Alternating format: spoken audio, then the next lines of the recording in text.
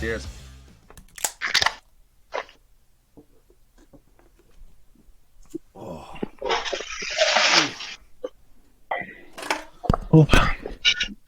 Oh, I haven't shotgunned a PBR in years. Whew. Hits different. Sounds awful. All right, welcome back to another episode of Two Drunk Guys and a Football Podcast. We're your hosts. I'm Skinny Domestic. And Marcus the Hammer Mary. Today we have Schyler Knoll. Oh, yeah. Oh. Yes. Yeah, today we got a guest. Go ahead and introduce yourself now if you want.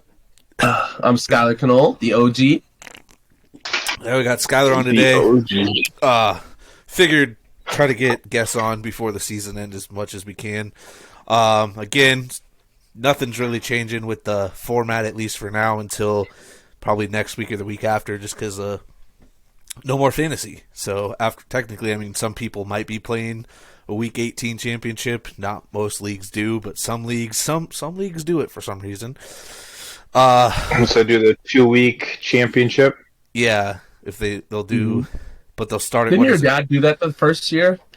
Yeah, it's been a long time since we. Yeah, you're like the first year or something. Your dad did that. But yeah, it's been a long time. But I saw in one of the Marcus had me join a fantasy group page, and I saw somebody post, "What would you do in this?" He's got like CMC on his team and some other guys. It's like, why are you even in this league at this point? Like, what are you doing? Yeah, that's weird. Like, he's got like a 25-point lead. I mean, he could still win it, but most of his team's probably not going to play a whole lot. That's what happens. I don't even think like a standard ESPN leagues do that anymore. I think you have to go out of your way to have a two-week championship league, especially to Week 18. And update it to Week 18, too. Yeah. Because I think everything starts with 17. But all right, to start off, we had some college football games. Just going to go over a couple. The big ones. Number 2 Washington defeats Texas 37-31. That was a pretty good game. Right. I watched. Texas blew that game, bro. Both playoff games were ruined by bad play calling. Yeah, both of them. Yeah, I watched glimpses of them. I didn't watch all of it. But that ending was for the Texas game, especially. You had two plays, just they weren't dialed up. Yeah, and you wasted 5 seconds. Literally wasted them down in 5 seconds. And then your throwing it to the line of scrimmage. And then your offensive line couldn't block. Like it didn't make any sense. And then the Michigan game, number 1 Michigan defeats Bama 27-20. Bama also That's crazy. QB sneak at the 3-yard line. If it was from the 1-line, maybe, but a QB sneak from the 3-yard line. I just had flashes of the Eagles running Jalen Hurts in the red zone when that happened. I'm like, the Bama really just took Brian Johnson's play calling. Jalen Milroe reminds me of Jalen Hurts, especially can throw the ball. You're not relying on him to throw the ball, but you want to use his legs. And you're going to run a QB draw with the 5-yard line, and you're going to force it when you shouldn't do it. Bro, I'm saying, if he hadn't been touched by a defender, he wouldn't have made it to the end zone. He dove, and he was not getting enough air on that to make it to the end zone, even if he didn't get touched by a defender. It was. I don't even know. I don't know what was going on in that play call. It was really bad, and he only had 113 total passing yards the whole game. So yeah. Yeah, it was bad.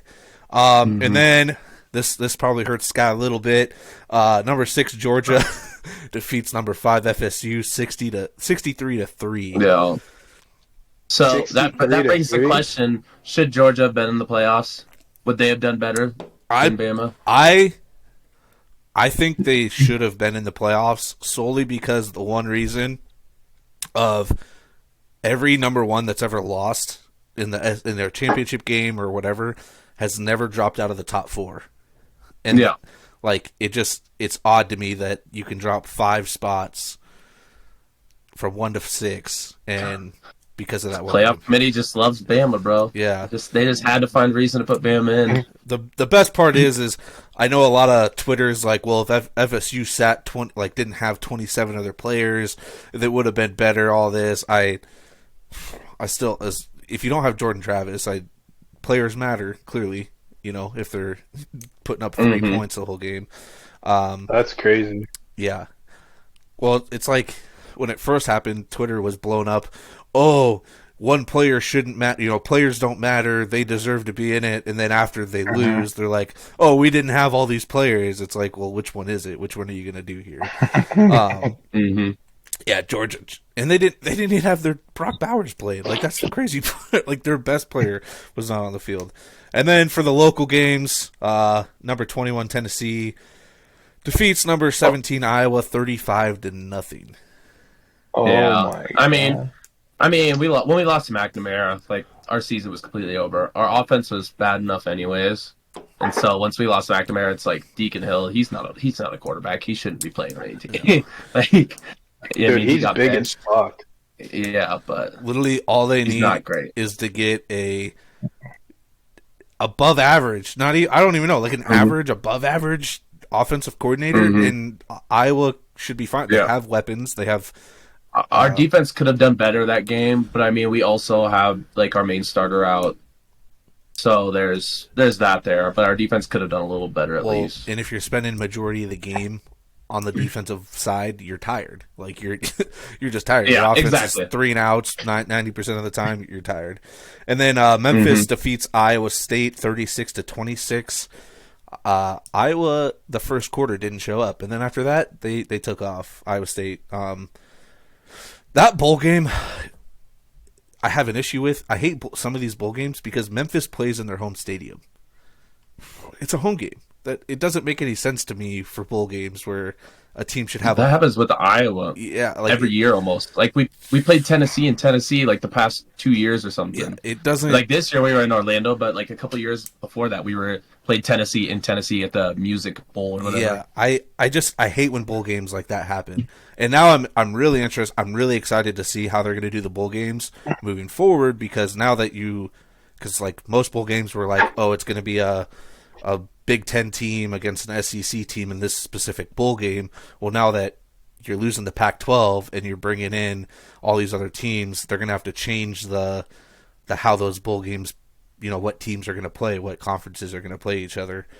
So I'm excited to see how that goes, because I'd like to see some mix-up. Because Iowa State's played Memphis like 2 or 3 times now in the last, what is it, like 7 or 8 years in the same bowl game. So get some mix-up. Yeah. And then moving on, there's nothing really. I mean, all the other college scores, nobody, I don't think, ever even cares about really, unless you're a fan of that team. Moving on, Marcus, what do we got for some news in the NFL? Bradley Chubb hurt his knee. ACL. I don't know. I didn't. Yeah, is he? I didn't see if he was out in a blowout win too. In a blowout win, useless injury. Yeah, it was embarrassing win or loss for them, but we'll talk about that later. But yeah, he got hurt. Congratulations to Bears fans. You clinched the number 1 overall pick. They need to trade it. They will. Oh, they will. They will. They will. There's no trade. The amount of support that Justin Fields is getting, they would. The management would piss off the whole fan base if they trade back to number 3 or 4. Either if you keep in the top 5 and Marvin Harrison's available, go get him. But go get the number 1 tackle if he's not there too. Yeah, like it's weird because I feel like Justin Fields is kind of like fringe. Like he's doing good enough to like probably deserve another chance, but not good enough that you like. He's completely sold. He's like one bad season away from being like, yeah, we made a mistake. We need to do it. So I don't know what. Get him a receiver. The plan is there. One receiver. Get him one more decent offensive lineman, and then just stack your defense. They're still going to have a fuck ton of money in the offseason. So even if they don't draft a wide receiver, they can still go sign a guy. I don't know if you go get if T. Higgins wants to be in Chicago, but go get another top 10 free agent wide receiver with DJ Moore. DJ Moore was a very good move for them, actually. He's been really good this year. And stack the defense. Mike Evans would be a good one for him, honestly. Yeah. I just don't want to see Mike Evans out of a Bucs uniform, though. I'm not going to lie. I don't either, but I mean... Hey, I feel like it'll be right. I don't want to see him out of a Bucs uniform, but I think it's better for him and the team. Honestly, I think it's a smart choice. Because, I mean, Baker's doing better than I ever expected. But does Baker get a second contract? Yeah. Not a long-term one though. Not a long-term one though. Me and Skinny were actually talking about that the other day. We're thinking like 1 to 2 years, and then they'll draft a QB, just someone to develop behind him, give the QB time to develop. But yeah, I'd say like maybe like a 2-year contract or something. Like a Geno Smith type thing, you're thinking? Mm-hmm. Like a bridge quarterback. Unfortunately, Mike Evans, he's going. I think it's smarter for everybody. Yeah, but you would think that since they didn't pay him, you would think that he would just have had a kind of a lackluster year. But dude, he's had like a career year this year. He's been awesome. And he loves Tampa. Like he wasn't going to be the one to have the bad blood and be like, "Oh, you didn't pay me, I'm not leaving," or "I'm leaving," or "I'm not playing." Like he's not that type of guy. He loves Tampa, but like I said, he wants to. I mean, get paid what he's deserved, and he wants to win another championship. I'm sure. I'm sure. Like he's not going to keep playing to not want to win. Well, and my guess is he's not going to get that in Tampa. He wants a longer term contract too. Where what is he? 31? So he probably wants a 4. Like a Devontae Adams situation. He wants a 4-year contract, and the Bucs are like, "Do we want to? Yeah, we'll pay you the first 2 years, but like, do we really want to pay you $15 million, whatever?" Well, I guess I don't know what wide receivers go for, but 15 off the top of my head, $15+ million when you're 34, 35 type shit. So yeah, that's fair. And my last one is Dalvin Cook and the Jets mutually agreed to part ways from each other. That was depressing. Yeah, he just didn't really get a chance. He didn't. Breece Hall. I said it though earlier this year. Dalvin wasn't going to do shit, and Breece Hall was going to take over that backfield. And Breece Hall was so much better than Dalvin this year. Dalvin didn't have much shred on his tires, I knew he wouldn't because Minnesota ran him in the ground. You think after coming off an 1,000-yard year though, he'd still have a little bit more in the tank, but maybe he didn't.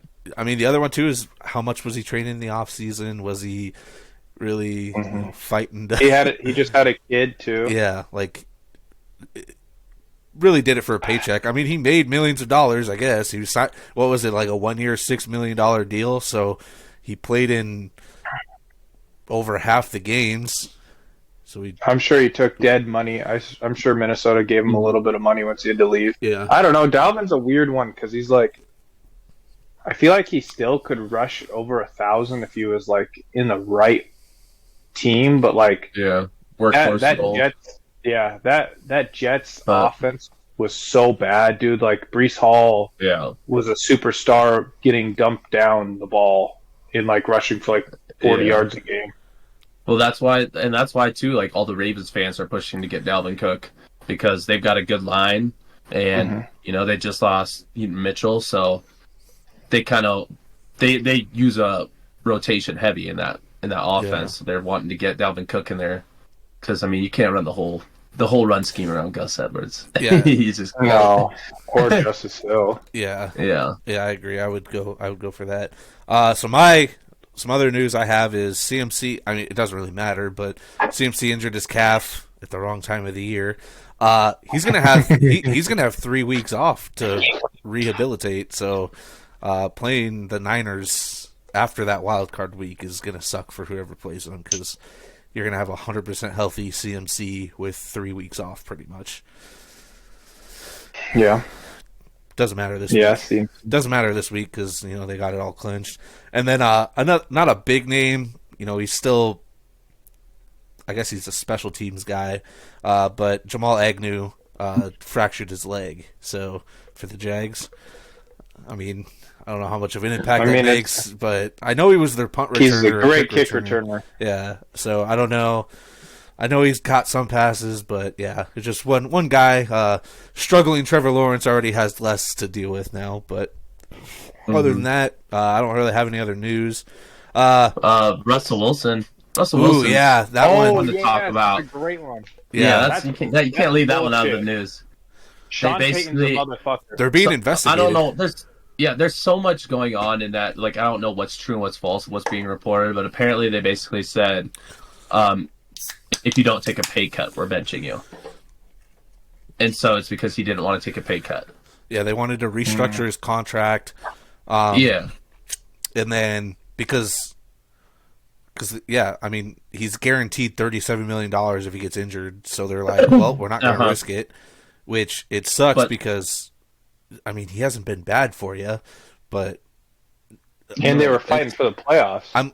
Exactly. Right. That's why they're getting investigated at this point. They're going to. They said they wanted their best chance to win. You really thought Russell Wilson wasn't your best chance to win? What? Yeah. It's not like it's not like last year where the guy wasn't doing anything for you. Maybe I'd understand that at this point, but this year he's actually we've seen glimpses of old Russ. Yeah. He's almost, potentially he's doing good. He only has one good receiver, Jerry Jeudy's ass. The hype is over with. There's no more about just injury. It was his injury. He's getting better. He's trash. Well, the other thing I always say about quarterbacks is if you move on from Russell Wilson, what quarterback are you bringing in that's going to be better? That's exactly what I'm saying. It's like, so they're mad about his contract. So what are they going to do? Get a shitty quarterback to free up cap space, but then they're going to be exactly what the Broncos were 3 years ago when we had one of the best defenses in the NFL. That was when we still had Von Miller. Like, we had one of the best defenses in the NFL, but we were playing fucking Drew Lock as our quarterback and Stidham, and who else do we go through? I don't even know how many. Teddy Bridgewater. We went through 20 quarterbacks, but we had the best defense in the NFL and solid skill players. That's exactly, if we get rid of Russ to free up cap space, we're just going to go straight back to that. So it literally does nothing. Yep. If you're willing to sign the contract 2 years ago, don't try to take it back halfway through. Like no NFL player is going to be like, well, you're giving me $264 million. I'm going to go back on that halfway through and be like, oh, I'm going to take, like, it's business decisions. It just doesn't make any. NFL they should have just kept Drew Lock, Skinny. He beat the Eagles, man. He's good exactly. enough. No, honestly though, but if that's what they're going to, they should have kept Drew Lock. Yeah. Yeah. Because that's exactly what it's going to be going to anyways. We could go next year and get another mediocre quarterback. And then you get Sean Payton, who's his first year back, and they're like, well, we're going to keep this guy, but screw this screw the guy that's actually doing it for us compared to the guy that, what has Sean Payton really done for him, really? He lost the first 2 games. Yeah. He did, not Russell. He did. His play calling. Sean Payton's overrated. Like, he's one of the most. I put him in the Mike McCarthy category. People just don't talk about him the same way. Because, like, you look at it, they won the one Super Bowl, and then he never did anything. Like, the Drew Brees led Saints with Sean Payton as their head coach was mediocre every single year after. People talk about this with Belichick and Brady. Why do they not talk about it with Brees and Peyton? It's the same exact scenario. Yeah, 100%. Same exact scenario. Yeah. Russ, future Minnesota Viking quarterback. It's like the only one that's like proof for like out of that conversation is Andy Reid, because he's done it with some not great teams, not great quarterbacks. I'll put him up there. Well, Mike Tomlin never had a losing record. Tomlin too. Yeah. Arians. That one's crazy. I swear he was on pace to not have a winning season, and then the Steelers all of a sudden are like, hey, we're going to get you over 500. No problem. Wait, Schyler, I'm going to stop you right there. Do not put Bruce Arians in that category. Bruce Arians literally said, I didn't do anything to win the Super Bowl. He literally said, right, well, fine then. But at least he did a coaching scheme that worked, which is let your quarterback run your offense. Because then you had Todd Bowles come in the next year, and he basically lost most of our games. Yeah, because he wouldn't let Tom Brady do what he wanted to do. Wouldn't let Brady go for it on fourth. Wouldn't do all this stuff. And that's what happened to us last year. Bruce did the right thing by just saying, you know what, Tom, whatever the fuck you want to do, let's do it. And that's why I'm the Super Bowl. If I ever become a high school head coach, that's what I'm gonna do. I'm gonna tell this 16-year-old kid, hey, do what you want. we'll see how it goes. I'm just saying that's why we did so bad last year. Todd Bowles came in and there was moments where you could see him and Brady arguing on the field about play calls and stuff. Oh, yeah. That's the issues. To get to scores, got a couple key games. The Cowboys 20, Lions 19. Controversial ending. The Brad Allen crew. There's video evidence of Decker literally going up to the ref And all because they saw number 70 running onto the field. They're like, oh, he's done it all game. Well, yeah, and so it's like, but that's a mistake on them. That's a mistake on them. And then people are like, oh, but they announced 70 on the intercom. Like, how do you think coaches are going to hear that in the middle of a stadium? Like, game on the line. You know how loud it is in there? They don't hear that shit. They have a headset on talking to somebody else. Like, you don't hear those things often. And then well, now they're off the playoff. The Campbell came out and said that he even told the crew about this play coming into the game. Like, hey, we're going to try to do that. Like, there's just so many things. It's just so weird that the NFL has just allowed such bad reffing all season. And can't admit to it. Like, they haven't made an official statement. They took them out of the playoffs, which is, I mean, the right call for sure. But they took that referee crew out of the playoffs, but they still haven't made a statement saying, yes, this crew messed up. Well, and they can't even admit to it. Then they went and put them in. This week, they assigned them to the Steelers-Ravens game, in a game that doesn't even matter. So, like, you know, the Steelers or the Ravens already have it clinched, so it doesn't matter for the Ravens. They could lose by 30. They don't give a shit because they're not going to play most of the starters. So the refs for that game really don't even matter. So it just goes to show that the NFL is seeing it. I'm really hoping. So they put them on that game that doesn't matter, so that way people don't care. But because they still want the refs to get paid, the refs can't be punished. They still want that crew to get paid. They need to get full-time refs. They don't get fined. They need to get full-time refs. They need to. I imagine the NFLPA and the NFL this offseason are going to get into some shit with reffing when it comes down to it, because either you allow people to talk shit about the refs and not get fined, you start fining refs at least something, or take maybe not even fining them, because then really do they want to do the job? Because again, some of those things. I think they should get fined, because like I was telling you the other day, we were talking about players getting fined after games for like hits that hits that weren't called for unnecessary roughness, like no flags, but they're getting fined afterwards anyways, Marcus. So if they're getting fined even though they didn't get flagged, they're getting fined because they're putting players in danger. I think the refs should be getting fined as well, because they're putting players in danger by missing these calls, these supposedly brutal calls that usually aren't even bad. But if they're missing these calls, they're putting the players in just as much danger by allowing it to keep happening. So they should be fined as well for missing it if the players are getting fined. Well, the other one too is I think they need to not threaten, but like some way, if like what they're doing with the Brad Allen crew here, where you're going to lose out on playoff games because you want to as a part-time employee that still makes 6 figures a year, you want those playoff games, as many playoff games as you can get, and if you're being held accountable more often to be in those playoff games, because I know years past we've had crews that were very questionable still in the playoffs. The NFLPA just needs to do something. I feel like you have players represent the whole NFL player committee and the NFLPA, but I feel like 90% of the time, like half the shit's still what the NFL wants. You know, like it's not even what the players truly want.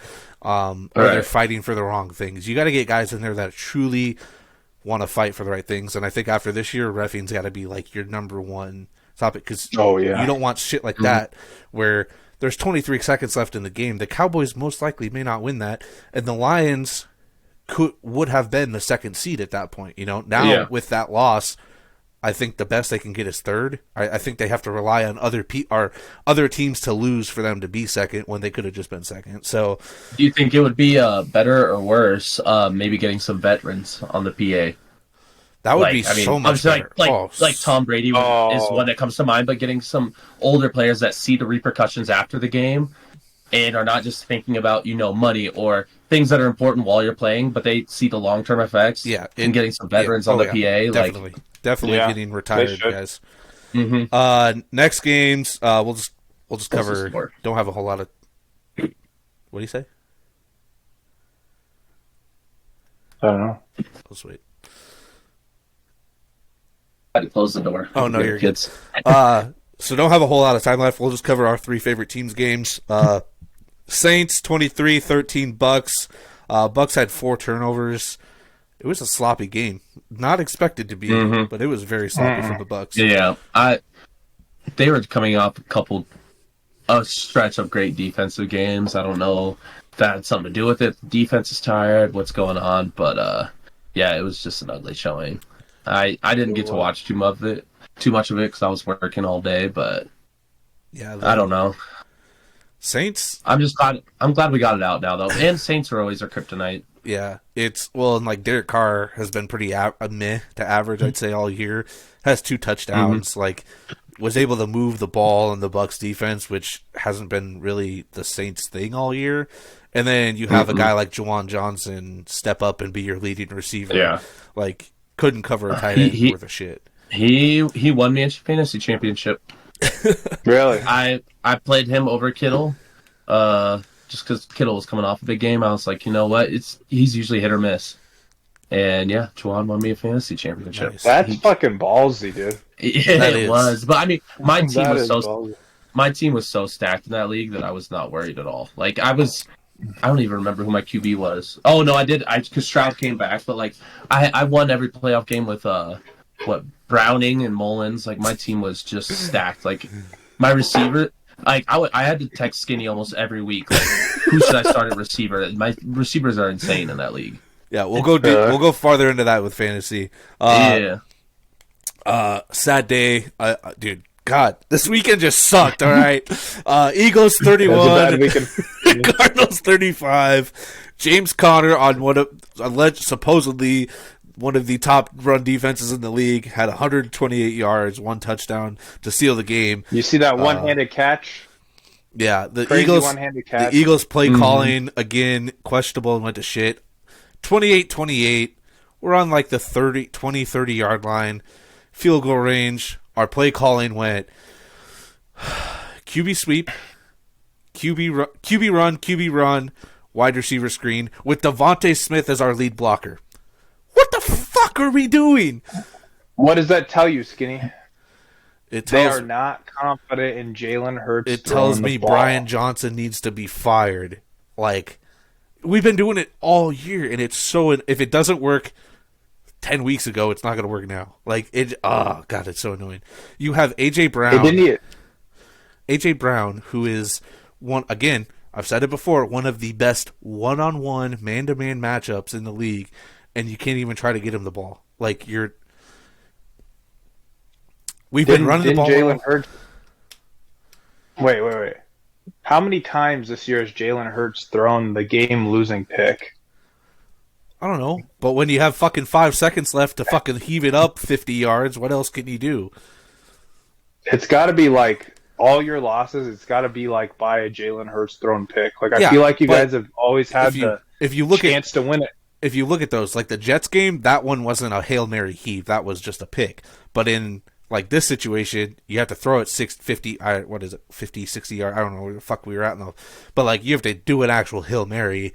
If those get picked off. would have done it. Yeah. Oh, yeah. Okay. Didn't he do it against the Cowboys too? Like I swear to God, every game that he's lost, he's thrown a pick to steal Literally, we're like, all right, well, our defensive coordinator is not doing well. We're going to bring in Matt Patricia to be our savior. And ever since Matt Patricia, you want to know what's happened? Nothing special. Same shit. Nothing's changed. So I honestly, I think the Eagles might fire Nick Sirianni because what does he do? Nothing. And like we fired Doug Peterson, who won us a Super Bowl for less. Yeah, that was stupid. So you guys should have never got rid of Peterson. With the amount of like eligible guys that'll be available for being head coaches, I think it's time to part ways with Sirianni. Like I don't. He does nothing. The coordinators do it all. He and it's not working. Go get somebody else. Sirianni's a douche anyway. I never liked Sirianni at all. Forget the third game, Skinny. We forgot the biggest piece of news. What? Von Miller. Oh, do you want to cover that later? We'll cover that later. We'll get into that later. Last one is Packers 33, Vikings 10. Jordan Love 256 yards and 3 touchdowns. Hey, so as a big Packers fan, Jordan Love's legit, dude. The next coming of Aaron Rodgers. Team Marcus has decided to root for this year. 5th team, number 5. No, I'm actually a big Cardinals fan, Skinny. It's literally whoever beats the Eagles. Yeah, 6th team. No, Minnesota's such a dumpster fire. Like, I'm glad that we lost, because if we lose this week and everything works right, we might have a top 10 pick, and that's all I care about, baby. Go get yourself Bo Nix.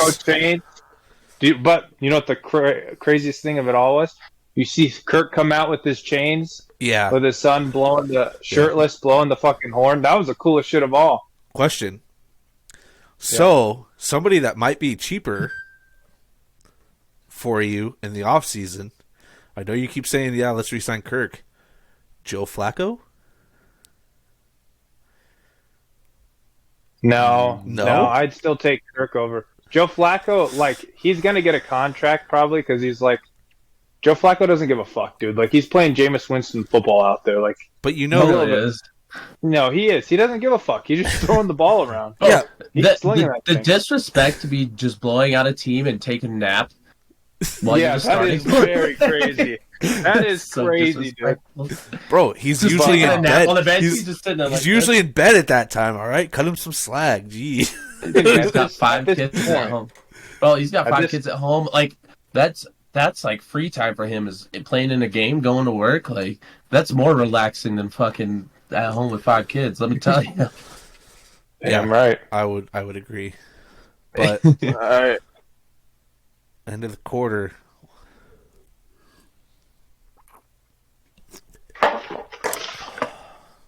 You know who needs Kirk Cousins? The Eagles, because they made the wrong decision at quarterback with Jalen Hurts. It's not Jalen Hurts. I guarantee it's not Jalen Hurts.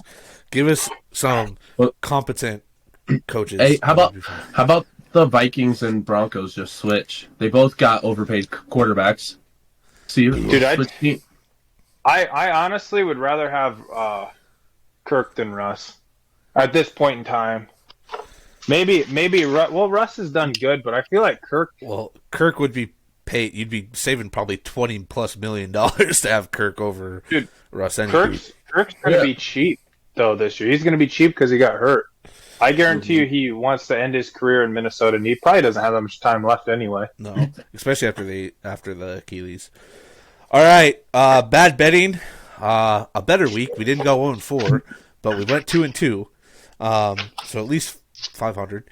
Overall on the year, we're 36-32. So we potentially could at least, up with this upcoming week, we might end the season even, Marcus. Who knows? At least we're doing something right. Not negative. For this week, with the games, it's very tough. But we're going to go for games that kind of matter. First one is Texans versus Colts. We have the Texans covering 1.5. Texans really need that win to. Both teams actually are 8-7, 9-7. So they got to get that win. They both got to get that win to potentially win the division, make the playoffs. It'll be a battle. Still think the Texans could overcome with that. Next game is Jags versus Titans. Jags again, 9-7. Got to get that win to win the division. If they lose, whoever wins the Colts and Texans games takes that over. But we have the Jags covering 5.5. Schyler, like this one. Bucks versus Panthers. We have the Bucks covering 5.5 against the Panthers. And taking that division, getting that 4 seed. And then lastly, we have the Bucks covering 3 against the Bears, as the Packers have to win to make the playoffs. Can't afford that loss. So they're going to be doing whatever, and especially with Jordan Reed looking the way Jordan Love, not Jordan Love. Yeah, and then Jalen. And Jaden Reed. Yeah, Jaden Reed. Yeah. Well, but the Bears look hot too. Yeah. They do look hot. I don't trust their defense. Don't trust their defense. Exactly. That's what I was going to say. They were up so much last game and ended up being closer than it should have been. Yeah. So with that, if you wanted to parlay all 4 of those picks together, as of right now, $10 parlay would win about 124.21. Again, subject to change on those odds. Might change a little bit, not a whole lot, but By the time, I guess, this releases, like we say every week. But with that, Schyler, this is all about you, man. How'd you become a Bucks fan, Florida State fan, football background, all that, whatever. Just spill it out. Oh, man. Okay. Football started, Bucks fan from the start. It was actually, 2003, when I just remember I was, 6, 7 years old at my first Super Bowl party, and it was the Bucks Raiders, and Bucks won. So I was just instantly, it was really the first, game I actually watched. I was young at that time, and so I just decided then there I was going to be a Bucks fan. So I guess you can call it a bandwagon because you start after they win a Super Bowl. But I'm 6 years old at that time, and probably against my better judgment, I stuck through it all 17 shitty years after that. We didn't do anything after that till we got Tom Brady. I sat through Josh Freeman. I sat through Jameis Winston. I sat through all of it. All Glennon. It was Jeff Garcia. Oh gosh, dude, I remember Josh Freeman. I liked him. He wasn't too bad. But so he was a Minnesota Viking. Yep. At least you can say I stuck through it, and it ended up paying off for me. When Tom Brady, the day we got, so I was saying it before. I was saying even before they signed him, Bucks are going to get him. We're going to go to the Super Bowl. You all told me I was crazy. Then we did sign him. I said we're going to the Super Bowl. Y'all said I was crazy. When we made it to the playoffs, I bought my ticket by flight to Florida, to Tampa for the Super Bowl before the Bucks had even made it yet. Before they played the Packers, I made it. I bought my ticket. I was like, we're going to the Super Bowl, and then I went down. It was an awesome time. So the Bucks the journey has been a ride. Florida State, that one just kind of happened from good old EA Sports, playing the fucking college games back in the day. I just kind of chose a random team, and that's how my love for Jameis Winston started too. Oh man, I'm the biggest Jameis Winston fan, even though he was on the Bucks, and after a while I got tired of him. I was happy when we drafted him. Eating them W's. Yeah. Oh yeah. Best, most entertaining player in the league by far, hands down. Oh, definitely, dude. I love Instagram reels or whatever, wherever they always, for some reason, Jameis Winston is either mic'd up or somebody's mic'd up around him, and they always catch him saying the weirdest shit. Like Derek Carr throws that interception, and he's out there dancing and talking and shit to Derek Carr's face. It's just that is fucking hysterical. I love it. Oh yeah, he was singing what, Ludacris? yeah. Most entertaining player in the league. Yeah, I was glad to see him go from Tampa, but I wish the best for him. I wish the Vikings would have got him instead of Dobbs. I think it would have been cooler, a lot more entertaining. Nick Mullins was the same thing though. So no, because Nick Mullins wasn't putting up 4 touchdowns and 4 interceptions. He'd do 0 touchdowns and 4 interceptions. So it's not the same thing, all right? No, he had quite a bit. That game that he did, I think he had 4 touchdowns, but yeah, either way. And then obviously I went to college in Iowa too, so I'm an Iowa fan. They're hard to love sometimes, I root for their players more than the team, honestly. I love to see their players go off the NFL. Sam Laporta, underrated pick for Rookie of the Year. I think he should be in the talks at least. No one will put him in there, but he's gonna break the tight end rookie receiving yards record. Yeah, I think so. This next week, I love George Kittle, man. There's some players I used to hang out with back in college. Carl Davis, he was the lineman first for the Ravens, then he went to the Browns. But there's some current players I used to hang out with. I show love for all Iowa players. Team is kind of hard to root for sometimes. Yeah, you're a big Tristan Wirfs guy, especially now that he's with the Bucks. Oh, yeah, Tristan Wirfs, that's my homeboy. Mm-hmm. He used to come. I remember one time he came in and bought all the White Claws in my bar. Really? Bought them all. Yeah. Damn, I wish I was. I wish I was a college kid and could afford all the White Claws at a bar. Man. Well, think about it, he doesn't even splurge, bro. He doesn't even have a house in Tampa. He bought a house in Mount Vernon, Iowa for his mom. He's very frugal with his money. Yeah. He's smart with it. Yeah. I mean, gosh, he's arguably the best right tackle over maybe even the best tackle in the league. I mean, yeah. Is he got a Super Bowl his rookie year? Like, he's in for payday soon too. Oh yeah, because this is his third year in the league. Yeah, so it'll be this off season where they're going to start talking about it, and if he's not, and the Bucs will keep him. They have to. He's the best. What is it? He's the best player on their team. Like what? Him, Devin White. Like you lose Mike Evans, so you don't got to worry about that anymore. But yeah, if you look at contracts, Laramie Tunsil's still like the number one paid tackle, or is it Trent Williams now? I don't know. Then you got. I think it's Laramie.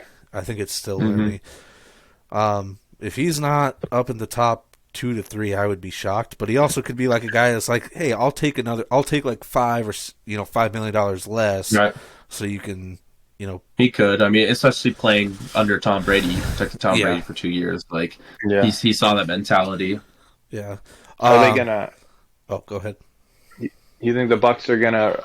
How do you think the Bucs are gonna replace Mike Evans? That's a good question. I haven't even thought that far yet. I know it's time for him to leave, but like, I don't even know who we'd want. I mean, because we're not getting a good draft pick. That was my biggest concern with Baker too. Was like, he's gonna play just well enough to get us in the playoffs, because I knew we had a trash division. I was like, I knew we'd make it to the playoffs, we'll lose first round, so we're not gonna get a good draft pick. But I mean, I don't know. I guess I could see him just try going for like a late pick and trying to, get one of those steals, a little Puka thing or something. Yeah, I haven't really looked at any of the draft boards. I mean, really, besides like the top 3 to 5, I haven't really dug it because it changes every week with every other playoff. All 15 after. But you guys don't have a lot of cap either, do you? No, we have the most dead money in the NFL right now. We're still paying. Yeah, we're still paying Tom. We still got to pay. We lost a bunch of money on something else too. I can't remember what it is off the top of my head, but yeah, we have the most dead money in the NFL, so we have no money to spend. I'm sure you guys are gonna go out and sign another veteran receiver. We don't have the money to. Do you guys still have Levante David, or do you guys get rid of him? He's still there. We have. Yeah, he's still there. He's gonna cost money too. I wonder what they'll do with him. The dude's like old. The dude's like 33. He's not gonna cost a whole lot of money. You don't think so? I feel like they had him on a decent contract. Maybe it's over now. He's been in the league. It feels like forever. Yeah. Oh yeah. And and you guys got to play Antoine Winfield Jr. Yeah, I want to keep him.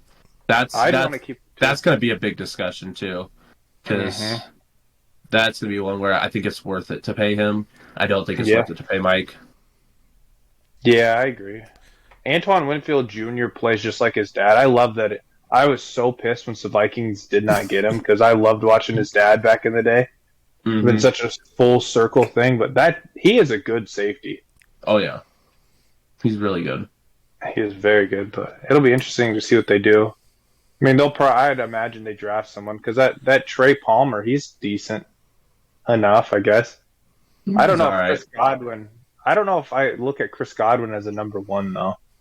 I think he can be. Do you think so? He's good, but I just feel like I don't know if he can be with Baker.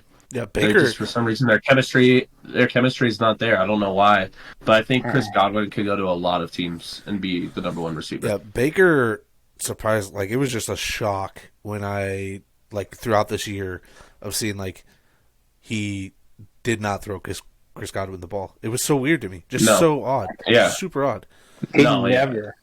He never liked slot receivers. So it's like, I don't think he could be a number 1 receiver with Baker, but I do think he could go to a lot of teams and be a number 1 receiver. Yeah, that's fair. So, Schyler, who's your favorite player of all time? Mike Allstott. I could answer that one. Oh, yeah. Easy. Mike Allstott. So electric, though. The energy he brought to the field. Just trucking dudes. And he's still big to this day. Like, he's still just, you look at him, he's like, what the fuck? Like, he looks like he could play right now. The amount of... Greatest buck of all time? What's that? Greatest buck of all time? Yeah. Greatest fullback of all time. You think so? Over Franco Harris?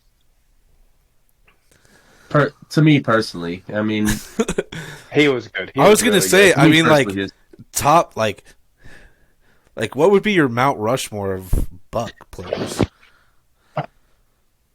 Ooh, that's a good one. Mike Allstott, Warren Sapp. I gotta put Evans up there just for longevity. God, number 4. That fourth one's kind of tough. Fourth one's tough. I don't know if, like... It's almost like the Bucks have been so bad for most of their time. It's like Tom Brady because he was Tristan Wirfs. I mean, I could probably put Levante David in there. He's played well. He's played well for us for a long time. That's a. What about what's his face? They're the white safety. John Lynch. John Lynch could be up there too. Yeah. Their defensive end and their Super Bowl year. What was his name? Or outside linebacker. He was like really good. Which one? Oh, the one that his daughter died is like the most recent one. Like, are you thinking? I don't know if his daughter died. No. I'm talking about like their first Super Bowl. Oh, first Super Bowl. Okay. Yeah, Tony Dungy defense. He was like an all-pro player. Oh yeah. Mm-hmm. Fuck, what is his name? I'm spacing right now too. Skinny, look it up. You got your phone. I can't do it because Yeah. Look up 2002 Bucks defense or 2003, whenever it was. It was 2 or 3. 2, 3. Fuck, what is his name? I can't think of his name. He was really good. Keyshawn Johnson, Brad Johnson, Derek Brooks. Yeah. Brooks. Yeah. Derek Brooks. Yeah. Derek Brooks was really good. Yeah. Oh, wait. Actually, now that I'm thinking about it, too, for that team, no. Fuck that. Fourth is Rondé Barber. Oh, that's another just longevity one. That's another longevity one, actually. Yeah. Fourth is Rondé Barber. So, yeah, we got... That's a poor man's Antoine Winfield Sr. Yeah, so, yeah, Mike Allstott, Warren Sapp, Mike Evans, and... Rondé Barber. Hey, Marcus, ask your other question that's going to be related to the Bucks. Who's your least favorite Buck of all time? Least favorite Buck of all time? Josh Freeman. Fuck Josh Freeman. Dude, Josh Freeman was ass. I remember once we traded for him, once he was a Viking, and we started him because fucking Leslie Frazier was on the out. And, like, they're like, I'm... Once he started, it was against the fucking Giants. I just broke my leg. I was like a sophomore in high school. Mm-hmm. And I remember sitting in bed watching the Vikings just get smoked and Josh Freeman do absolutely nothing. He didn't know the plays. I was like, why the fuck did we start him? Yeah. I think I had him in fantasy back in the day, and I'm like, I hated myself. Dude, he had a good rookie year. Yeah, like that was it. Like I think I had him his rookie year, but then I drafted him the year after too, or some like just. One year when they wore their didn't they wear their creamsicles like one time when he was with them? Mm-hmm. I want to say they did. When they brought those out, I almost had my mom convinced to get Schyler a Josh Freeman creamsicle jersey. But we were also kind of poor at the time, so that didn't happen clearly. But it would have been hilarious because Schyler would have fucking hated it as much as he loves the creamsicles, the Freeman jersey. Dude, Josh Freeman was so bad. Yeah, that's my least favorite Buck of all time. Fuck him. Really? Who would be your second least favorite? You've seen a lot of bad Bucks football. I know that. John Gruden, second least favorite. No, player. You hate John Gruden? You think I'm not gonna hate John Gruden? Dude's selling the N-word already. Oh yeah, I forgot. Did he actually? Wait. Did he actually say the N-word? It's supposedly like an email or something. Yeah, his emails were like super. Yeah, his emails were like super bad. I didn't think he said the N-word. I thought he said booger some. I don't know, some NFL like defensive coordinator. I thought he said he had big lips or something like that. Dude, he knew what he was doing. Yeah. He knew what he was doing. No, he did, but I didn't know he said the N-word. He said some fuck shit. I don't know. Yeah. And so even though it didn't happen while he was a Buck, still fuck it. Even if he did get us. It's just like me. My least favorite is Chip Kelly. That was Tony Dungy got you guys a damn Super Bowl. Don't you ever forget that. Yeah. What? Damn, dude. But so yeah, that's most of my football stuff. All right, Schyler. Prime Schyler Knoll, peak athletic time in your career. You got 10 rushing attempts. Again, we can't do it this year. We started it off at the beginning of the year. The healthy Eagles offensive line last year, and 49ers defense. How many yards do you get with 10 attempts? Bro, so like my peak athleticism. Yeah, like back. Bro, I was a tank back in the day, bro. You couldn't tackle me. I remember fucking JV football. Skyler's got dudes dragging on him. Literally like 5 dudes at a time. It was fucking crazy. Yeah, bro. I could get some yards. Like I'm not breaking off for a big run. So like what's like realistic? Like, if I'm getting 4 yards a play, you say 10 plays, I'd say I get at least 30 yards. Thank you, Skinny. At least 30 yards. Skyler. Yeah, at least 30 yards. Because I'm saying, like, bro, like, I could take hits. Like, Marcus. One dude is not going to tackle me. Like, it's going to take more than one person to bring me down. So I'm thinking I could get, at least 3 yards of carry. I could get 3 yards of carry. Not to be biased because I've known Schyler longer, but Schyler athletically and strength-wise, probably here's him and here's you. Like, his is a little bit more... You put me above him. No. You put me above him. No, here's you him. Said, here's him and here's you. Here's you. You're down here. Like, no, fuck no. Athletically, I am so athletic. Skyler was fucking buff as shit and strong, but he didn't lift. It didn't make any sense. Literally made no fucking sense at all. Hey, it didn't matter. I'm definitely not breaking off for a big run. I'm not that fast, but I am hard to tackle. Hard to tackle. Because my biggest thing is you're meeting Fred Warner in the B gap. Let's say you think you could at least get a couple yards, through contact. Yeah, bro, I can hit him head on. I can hit him head on. I might go down, but I can hit him head on, and I could fall for a yard or two. And if let's say with the line, I'm getting a yard or two there, and I think I could hit him head on and get another yard. So that's what I'm saying. 3 yards of carry. I think I could get. You also have to think DeAndre Swift. If you do it in the shotgun, DeAndre Swift is getting most of his carries not getting touched until 5 yards downfield. Right. Oh, yeah. So now people can get 30 yards, 40 Marcus, yards. I believe Skyler's 30 yards way more than yours. You were in your peak athletic ability. You were probably never as strong or as aggressive as Schyler was. Bullshit. I was strong. I'm not saying I was but I had my athletic ability. I think you're just you might have been faster than Schyler, but I don't think physically the physicality. I'm not saying I'm fast by any means. I think the physicality of it is what you don't get, strong. Marcus. Nah, dude.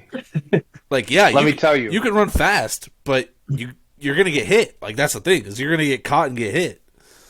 Okay, you think Ben could get it? And in my peak, I don't think I'm even getting injured. Not even by NFL players. I don't think I'm getting injured.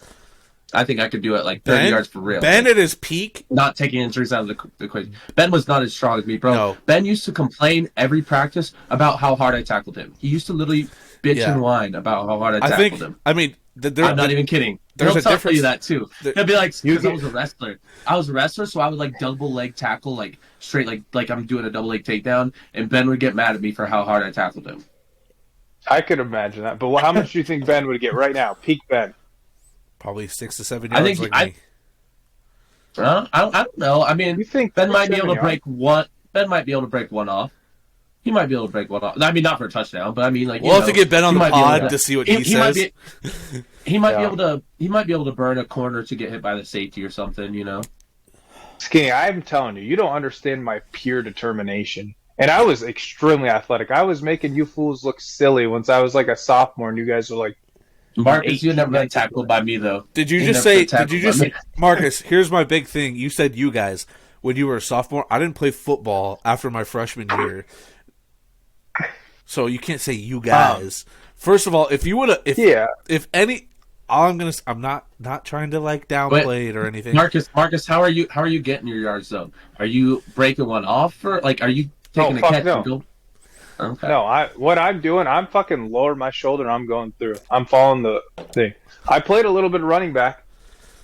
Just a little bit. I just said I'd get like 6 yards just because I'm the same size as most of these dudes and at least could like fucking fall forward. Like So I wasn't very big. What were you peak though, Schyler? Like high school?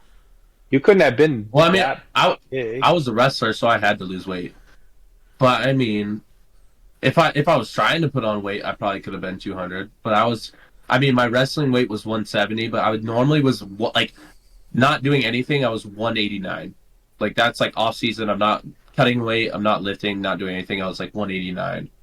I was about like 185 for the most part. But dude, I was always running around. I was always doing shit. My peak, but no, solid 250. When I was cutting, but I would cut down to 170. But I remember that was pure muscle, bro. I remember, I think it was my freshman year that we played JV together because you were like got in trouble at school, so you were playing football to so I could wrestle. Yeah, so you could wrestle. And I remember you did run really well though. There was like a game, I can't remember who we played, but you ran really well. But I didn't really try football. I didn't care about football at all.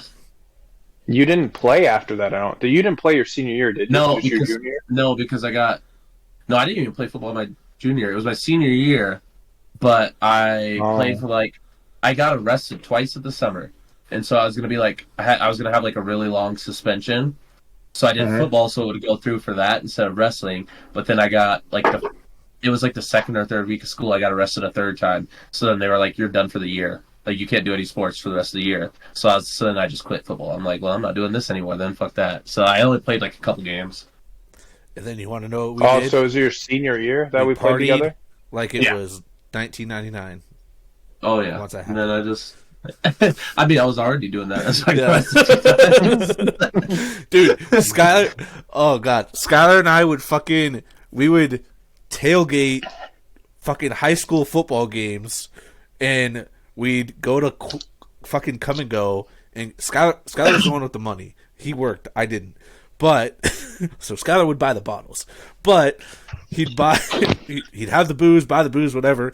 We'd go and get like fucking the 64-ounce cups at Come and Go, fill like half of our fucking cup with whatever liquor we had, and then the best part is we were in the band, so we do all that pregame, go fucking get our band uniforms on and get shit faced, and go fucking play in the band our senior year. I don't know how the fuck. I was hammered. Yeah, I don't know how the fuck. I remember there was one that was literally blacked out that I came to later in the evening and don't remember. I do not remember being on the field. I did a whole marching band performance. Don't remember being on the field. Yeah, it was senior night. You guys were some badass kids, dude. Oh, I remember one time it was Eddie's birthday. He had that kegger out of his house, or someone's birthday. It was the night before freestyle state wrestling. I was partying until 5 a.m. Had to get up at 6 to go to the state tournament. Woke up 7 pounds overweight. Fucking did sit-ups the whole bus ride. It was like at Southeast Polk. Sit-ups the whole bus ride there. Had Kittleson beat my ass for like the first hour. Ended up being like 2 pounds under. I lost 9 pounds that morning, and then won freestyle state. Dude, it's amazing. It's amazing what we could do back in the day. Because if I did anything close to what I did in high school now, good luck. I would be. We're always running around doing shit though. I remember, and Seth Stetzel was like the dude I beat in the finals. Was Seth Stetzel wrestled with him at UNI, and Seth would give him shit for that like all the time. He'd be like, "Bro, Schyler woke up 7 pounds over. I was sleeping in between every match. I would just go up on the bench and sleep until my next match was up." He would give his friends so much crap for that. Dude, it's the fucking cradle, your signature move, man. Schyler would be shooting for the cradle. Yeah, anybody in that. Yeah, every fucking match, Schyler would be shooting for the cradle. People couldn't get out of it. No, I get Kittleson in that. All right, well, that's the end of that quarter. Cheers, boys. Cheers.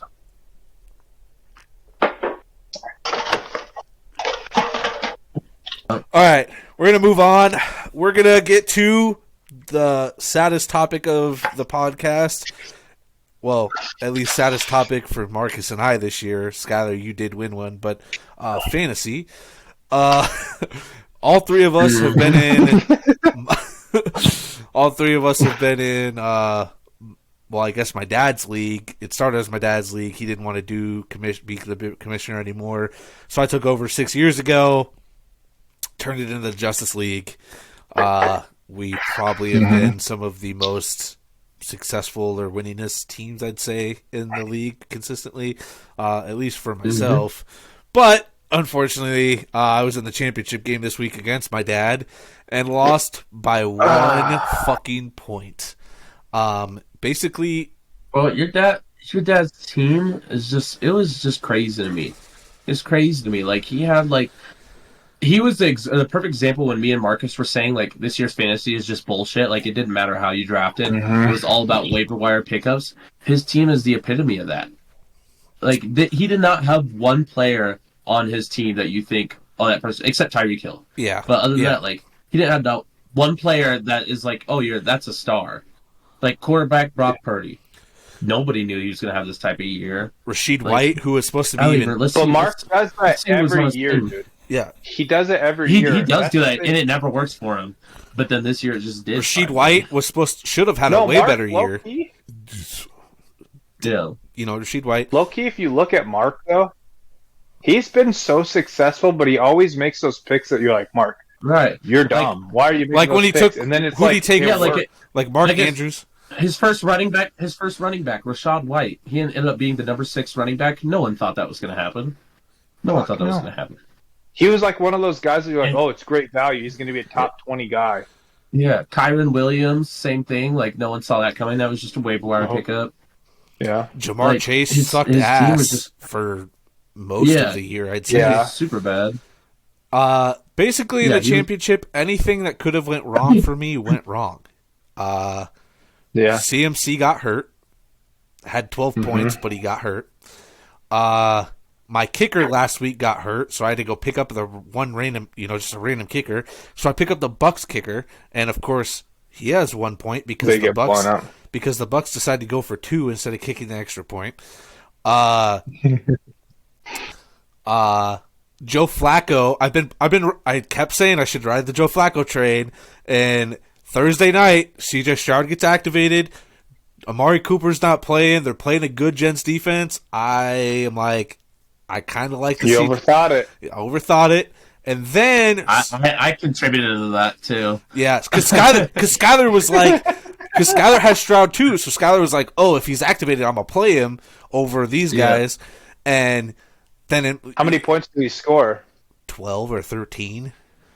Oh yeah. Compared to the 24 that Flacco had. And then the last one was, I had the Jags defense against the Panthers, which I had in the lineup, and then somebody dropped the 49ers, and I'm like... I was like, ooh, the 49ers defense, like, they just got shit on by the Ravens, maybe they'll have a... Which they had 10 points. I mean, 10 points isn't bad for a defense, but the Jags defense has 16. Because all I hear is Schyler. I dropped the Niners for the Raiders D. Yeah, and all I needed was 1 point to tie because I had the head-to-head over my dad. I was his only loss of the season. But Aaron Jones, the Vikings, 2 years and 6 years has fucked me because they fucking suck. Alvin Kamara, 55-point game, can't put any fucking points up on the board against the Packers. Skinny it. I'm sorry, because there was part of me once you came to the New Year's party till 10:30. Let me tell you, Schyler, pretty fucking lame if you ask me. I came to a New Year's party till 10:30. Watched the Vikings game with him, and Aaron Jones, once he got benched, I felt so bad for you because I'm like, I just got flashbacks of losing to your wife twice. Literally, I was like, that's fucking terrible. All I needed was Jordan Love doesn't throw the ball. All I needed, one catch or another 9 yards, and I would have been fine. Didn't fucking happen. They played fucking who their third string is, that Taylor dude, like 6 or 7 snaps in a row, gave him like 5 or 6 carries. I'm like, fucking put Aaron Jones in for one goddamn time. Whatever, I guess. Second, third, and second. I gotta live with at least top 3 performances every year, but fuck. It's okay. I'm the Buffalo I'd rather Bills. take the ring. So I've been 3 leagues, and I got first, third, and then second to last this year. I should have gotten first in both. Literally, the only thing that fucked me up, I ended up in my third league, is I ended up losing in the semifinals because Zay Flowers was questionable, but he played on a Monday. So I didn't want to put him in, so I put Chris Godwin over him. Then of course Zay Flowers has 22 points. I ended up losing, I think, by like 4 points. So it's like if I would have just started Zay Flowers, then I would have won because I smoked like that's the worst part that pissed me off about that league is in the third place game I scored 164 points. And the championship, let's see what their scores were. 101 to 114. It was something like that. The championship, the team scored 111 and 84.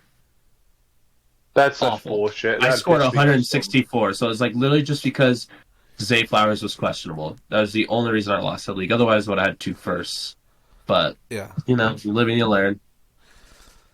But other than that, and then Skinny's league was just bad. I made a lot of bad trades this year. It brought us together, though. yeah. Marcus, what's your worst trade this year? It brought us together, Schyler, because you were my fantasy rival for years. Because every year you beat me first round in the playoffs. Every single year. Oh, I know. It made me happy. Some bullshit. I'd be the best team. No, you would. You legitimately would. And then I'd just keep buying it, like, yep. Daddy's back. Yeah, but no, I'd say Skinny's trade. My trade with Skinny was worse because of Kenneth Walker. Kenneth Walker, he had some solid games, but he got hurt as soon as I traded for him. Yeah, as soon as I traded for him, he got hurt. Achan even Marcus. Here's the thing. Achan healthy was not gonna put up the same numbers he was at the time. Hey, Schyler said it was fair at the time. Ben said it was fair at the time. We had literally over half the league. I mean, so for the running backs, yes, and that's because I have a personal hatred for Miles Sanders. I just think he's awful. Skinny drafted me. Terrible. Skinny drafted him for me my first year, like his rookie year, and I was so pissed about it. It was my first round pick was Miles Sanders, and I was so mad about it, and I fucking hate him. So that was the main reason why I argue like that's fair. Just because of my personal hatred for Miles Sanders. It was pretty high. And CeeDee, okay, to be fair though, I didn't know that the ceiling was that high for CeeDee Lamb. Like I feel like that shocked everyone. I didn't either. I did think that, like, as far as wide receivers of that trade, I did think it was a little offset by CeeDee Lamb, but he had been average. He honestly had been for the first 4 or 5 weeks. Yeah. So at that point, I thought I was going to get someone that's top 15. Yeah. Top 2. Yeah. I mean, all I can say is Skyler's trade is what got me into the championship game. Yeah. That's why I'm like. Thank you for admitting that. Because, like, well, I guess I'd have to look at the numbers because Kenneth Walker also had a good couple weeks. I just wanted someone with more boomer bust. So like that's why I made that trade. I knew like Madison and McLaurin were the more consistent. They'll get you 15 points a game. But I wanted players with boomer bust potential because I was losing games. I was getting consistently 100, 115 points, which is not bad. But it's like I was just consistently losing. I'm like, fuck it. I just want a player that's either going to get me 0 or 25. I would say our trade might have been the most fair trade we've ever had in that league. Yeah, it was a good trade. It was a good trade because it's changing stuff up. DK was really good for a couple games, but he's DK boomer bust. Well, Gino, and that's what I wanted. Died. Yeah, Gino didn't help that at all. No, Gino didn't. And Brian Robinson was still boomer bust too. Yeah, dude, he was kind of a steal this year. I got a couple games. I had a couple good games out of him. I think I got like 1 or 2 really good games out of him. I had him, but then the last few weeks I had like every I had like every Commanders player worth having on your fantasy team in a dynasty league, and I didn't play a single one of them last week. There was I think 2 weeks where I played Curtis Samuel over Terry McLaurin. I had them both. Curtis that was Samuel, the right move, though. Yes. They just I don't know why it's he like was getting it's all the like targets, yeah, it's like was. Baker. It's like Baker Mayfield with Chris Godwin. Sam Howell hates Terry McLaurin. It was so weird. Yeah. Exactly. So Terry McLaurin's the epitome of someone that probably went over 1,000 yards, and you wouldn't know because, like, fantasy-wise, you fucking hate him because he just he didn't do shit, dude. I hate that they don't use him. Terry McLaurin's one of my favorite receivers in the league. Yeah, besides, like, maybe he's one of the most Terry McLaurin's my favorite receiver in the league. He's like one of the most underrated guys because he gets quarterbacks. Let's look at his last couple quarterbacks: Sam Howell, Taylor Heineke, and Carson Wentz. Jacoby Brissett. Like, none of those four guys stand out to you at, like, their point in their careers that are like, hey. Okay, so I got to ask you guys, out of all your leagues, whatever, who is your favorite fantasy player that you had this year? Because I've already told both of you guys mine. Kyron Williams, just the best waiver wire pickup I've ever had in fantasy ever.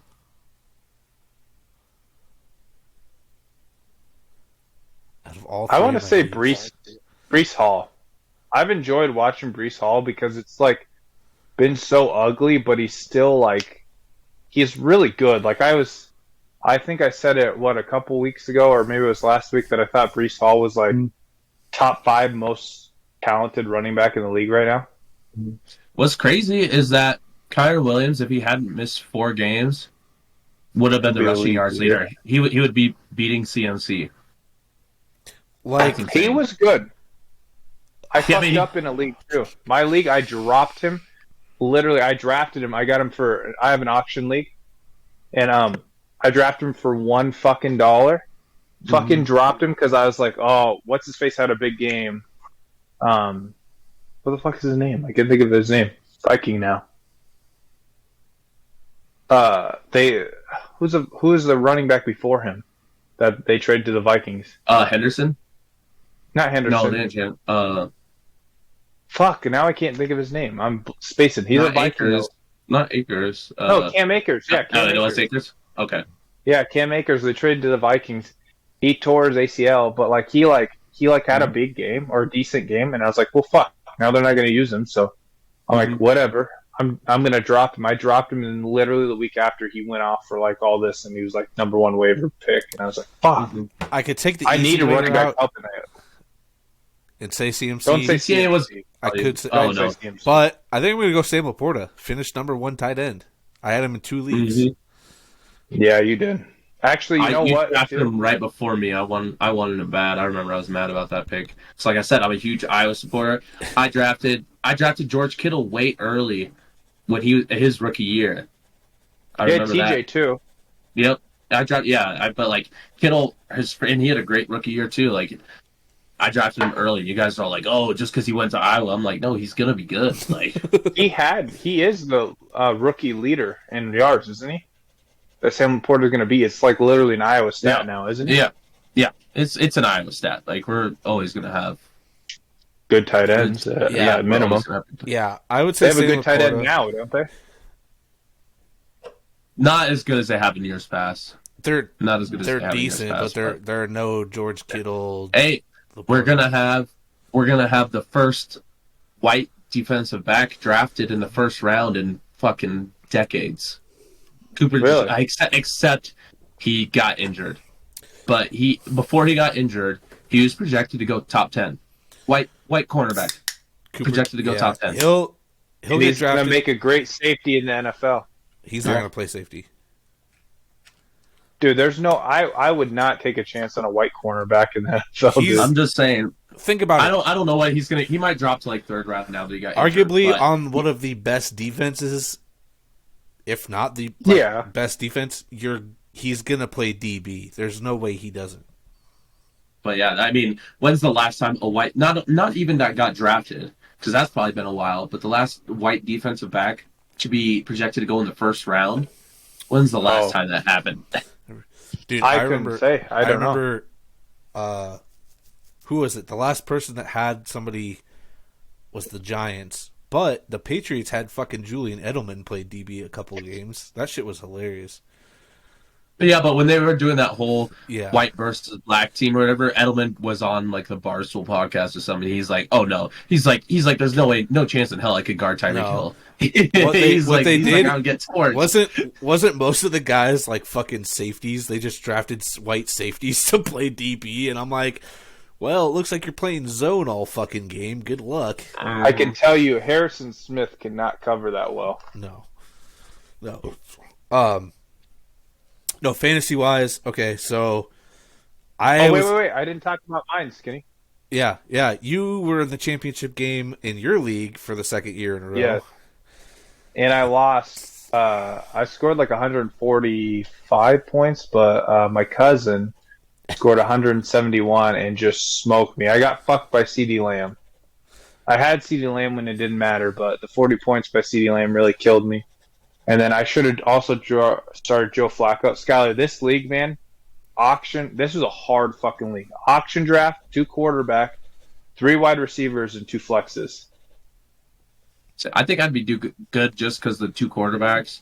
Bro, like that one that I won my championship in, my quarterbacks were insane. I had Herbert, Stroud, and Watson. Like, I don't know how you all left me with this. Like, I was just popping off every week just because of my quarterbacks.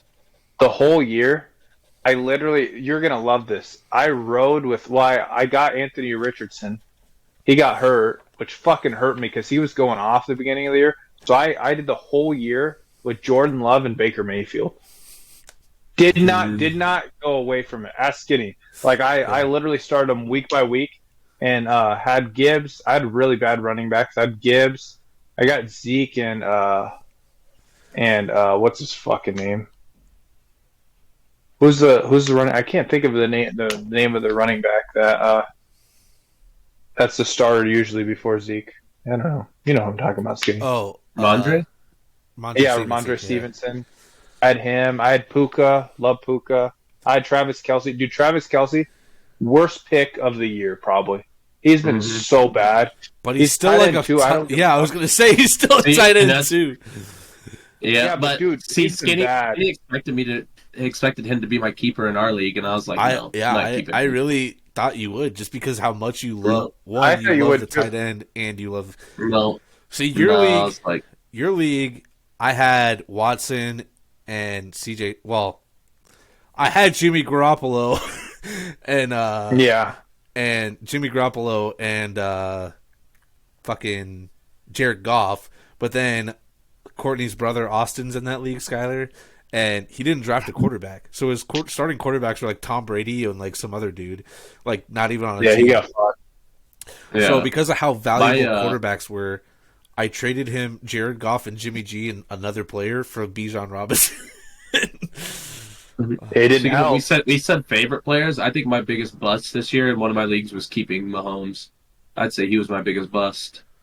Mahomes was terrible this year. Horrible decision. Oh, mine was even top something like that. I think he was even. He was 8 after last week. I don't know what he was after this week. In our league, my biggest bust was Dameon Pierce. Mahomes did finish 7. Mahomes did finish 7, but still. But it was a bad 7. But that's a first round basically that I wasted. Yeah. First round pick that I wasted basically. Mine's got to be Bijan, man. I love Bijan so much, but dude, watching those games, I mean, I think he was still like a top 10, top 12 running back this year. But watching those games, dude, I wanted to die every single time I watched them because Arthur Smith, everything that happened, it was just terrible.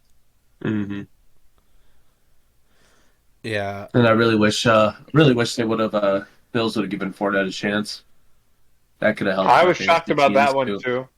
It made no sense. They finally gave him a chance when it didn't matter. Like when they finally established a run game, it's like it would have been better six games ago when you guys were struggling. You had no run game whatsoever. Like throw something else new in the mix. I think Jerry Jeudy would probably be my other like out of my other 2 leagues. I had him in both leagues. Wide receiver number 54. He's so. I'm surprised he didn't drop him. There's no excuse anymore. Absolutely no excuse. People are always like, "Oh, it's because he's hurt. He's just coming back. I was injury." No, he was healthy all year. He's just bad.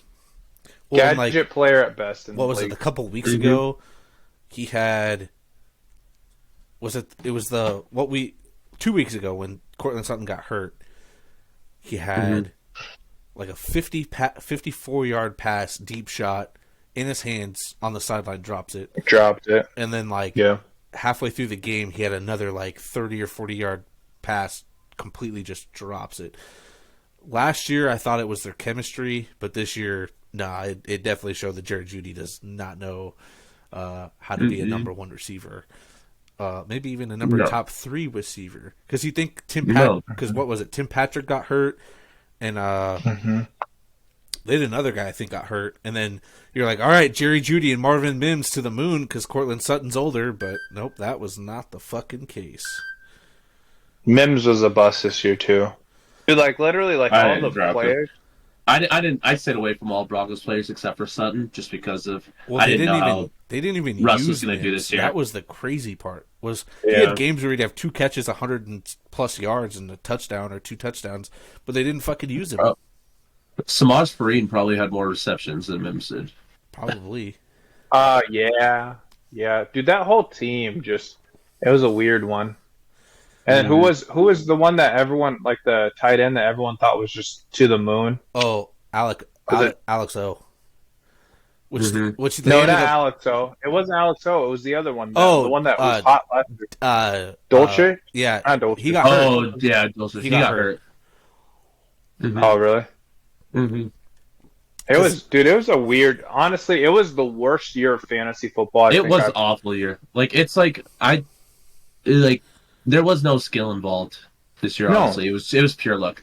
Yes, it's obviously every year. It's obviously a lot of luck because of injuries and stuff. But this year was pure luck. There is no planning out.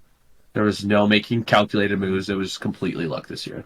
Think about it. You could have had a team that had Puka Nacua, Kyron Williams, and fucking what's the fucking Texans quarterback? CJ Stroud. CJ Stroud, and you probably would have been a playoff team. Mm-hmm. Well, they didn't Brock Purdy. You don't even have to say Stroud because everyone Brock Purdy. People were big on Stroud. People were not big on Purdy. You could have Purdy. Then add in Devin Singletary, guys that had big games that nobody Joe Flacco, if you picked him up at the right time, and you did a playoff push, there were this was the year of the waiver wire pickups, especially at the quarterback. It was most definitely this was the year of wide receivers, bro. Running backs for the last 2 years have sucked. Austin Eckler was the biggest bust of the year, though. That's what I'm going to say. I'm going to put that one down. That was the biggest bust of the year. Well, especially when he's supposed to be a number one, first round pick, and you get hurt, you look slow, and your offense literally cannot fucking run the ball. Jonathan Taylor paid off better than Eckler, and Taylor didn't even play for half the season. Yeah, Josh Jacobs played off better. Mm-hmm. Yeah. And he was. I mean, he got hurt towards the end, but still, the great reset in my league is going to be fucking great to see because it's a good year for it. It's a good year for it. This year, it is a great year. It's a great year because here's the thing: people that actually know what the fuck they're doing, they should do so much better than because people get to keep Tony Pollard in the 5th. It's fucking. I mean, he sucked this year, but still, you're not going to be able to have Lamar Jackson the 10th round anymore. That was me. I had Aaron Jones in the 8th round for 3 years straight. Yeah, and that was at his prime too. That was at his prime. I had him for 3 years straight in the 8th round. Skinny had someone crazy too. I thought. Courtney's team. Holy fuck, JJ and Cooper Kupp for the second and third rounds. 3 years straight. Yeah. 3 years straight. Ben had Diggs pretty late too. I want to say Diggs in the 4th or 5th round. But at this point, he didn't pay off. But the thing is, Courtney made the most out of that team of JJ and Cooper Kupp. She won 2 fucking titles back to back. She made them count because she had CMC too 1 year. She made that shit count. Gosh, if only. Bijan, I'm keeping Bijan, dude.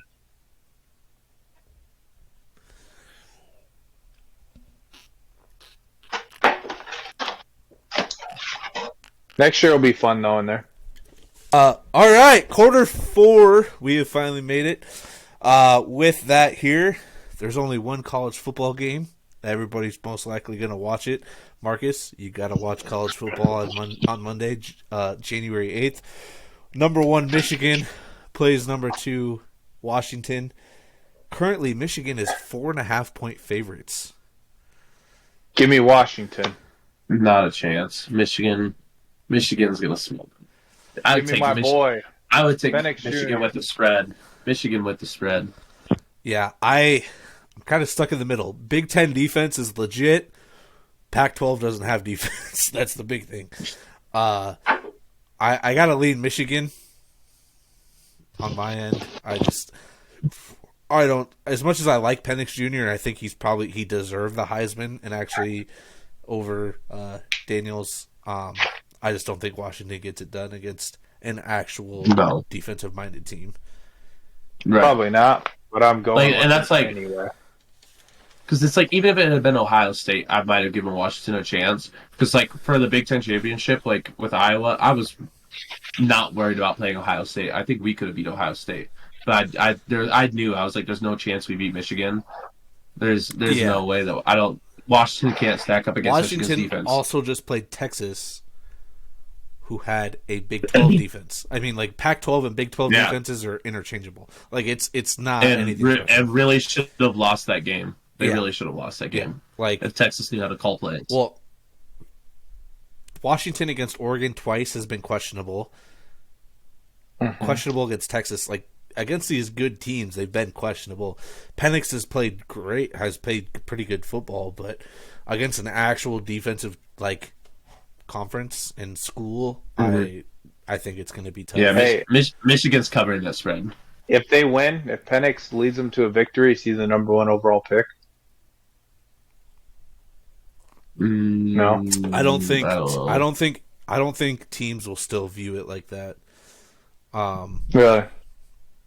Who do you think is the number 1 overall pick? Caleb Williams is going to go number 1 overall. There's no question about it. Why, dude? I'm not convinced on it. It depends. It really depends.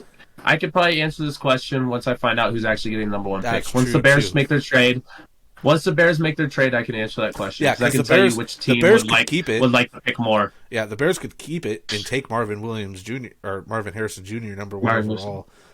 But they're not going to because they know some teams don't want Caleb Williams or Drake May, and they're going to trade up for it. They're going to circle back, and once the Bears make their trade, then I can tell you which. Here's one for you. First. Yeah. What if the Commanders trade up because they're like, oh, Sam Howell's not it, even though he's shown decency. But they gave up on him. Yeah. So let's say I didn't really get that. He was leading the league in almost every stat, right? Yeah, they were just losing because their defense isn't good. It's literally their defense. He had the 4 interception game against the Bills, but what do you expect out of a younger? The Bills are supposedly one of the best defenses in the league too. They haven't really showed it this year, but on paper they're the best defense in the league. I would definitely, if the Commanders second best are looking at taking a quarterback, I bet the Commanders trade up. Really? I see them going for that number 1 pick. They freed up cap space by getting rid of Chase Young and the dude that went to Montez Sweat. There you go. They freed up cap space.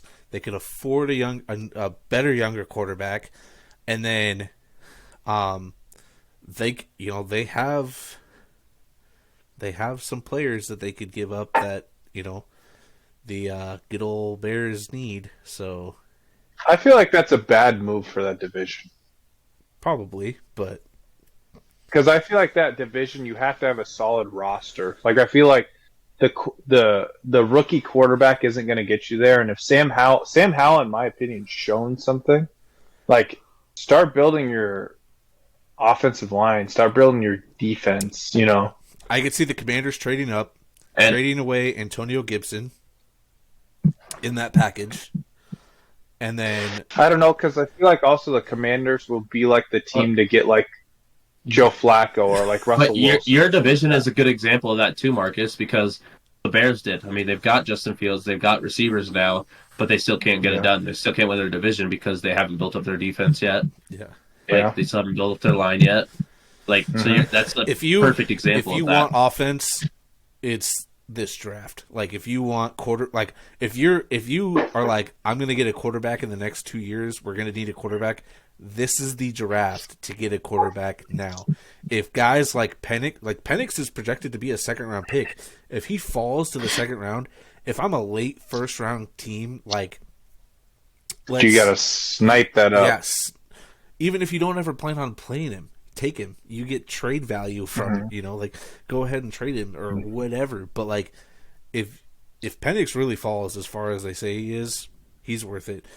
Drake May is allegedly super high. You got Bo Nix. Like, so much quarterback talent coming out of this draft. It's going to be hard for teams to not take it. You think Ewers is not going to go?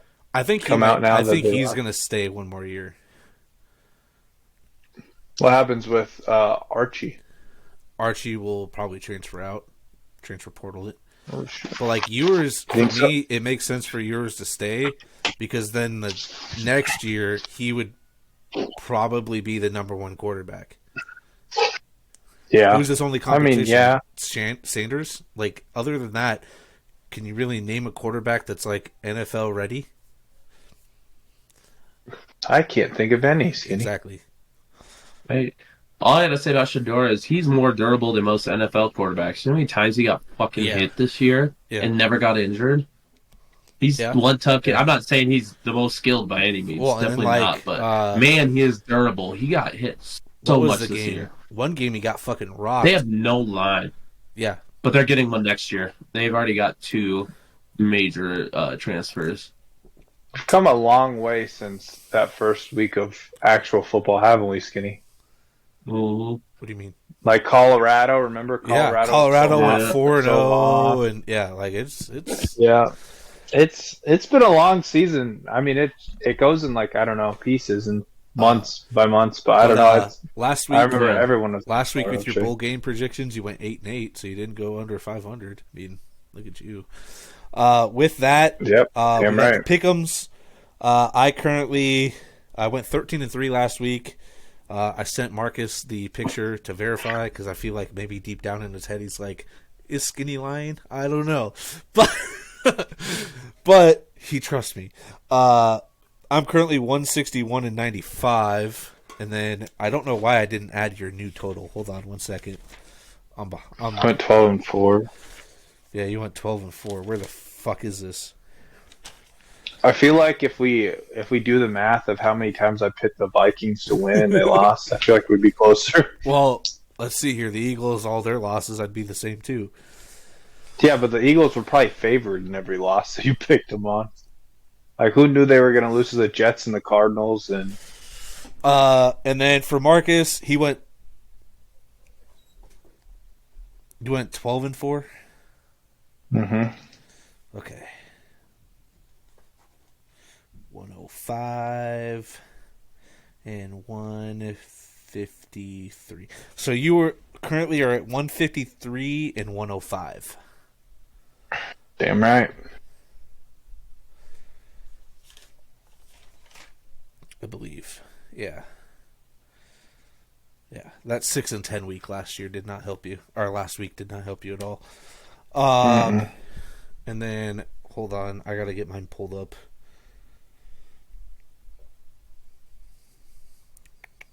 I should be prepared for this, huh? Right, guys?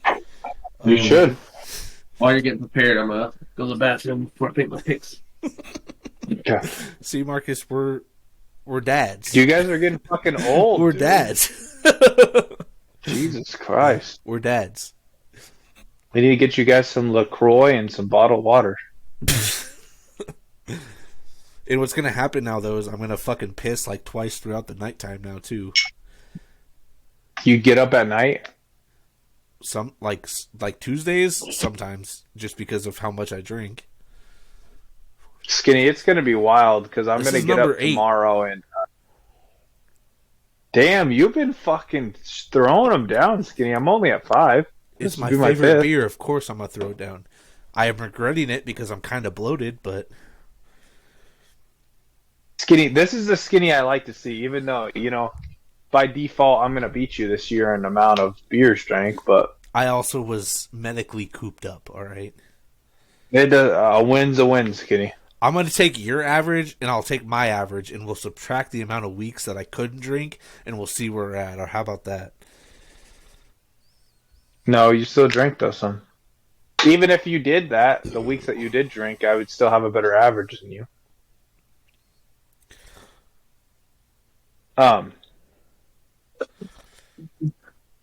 Yeah.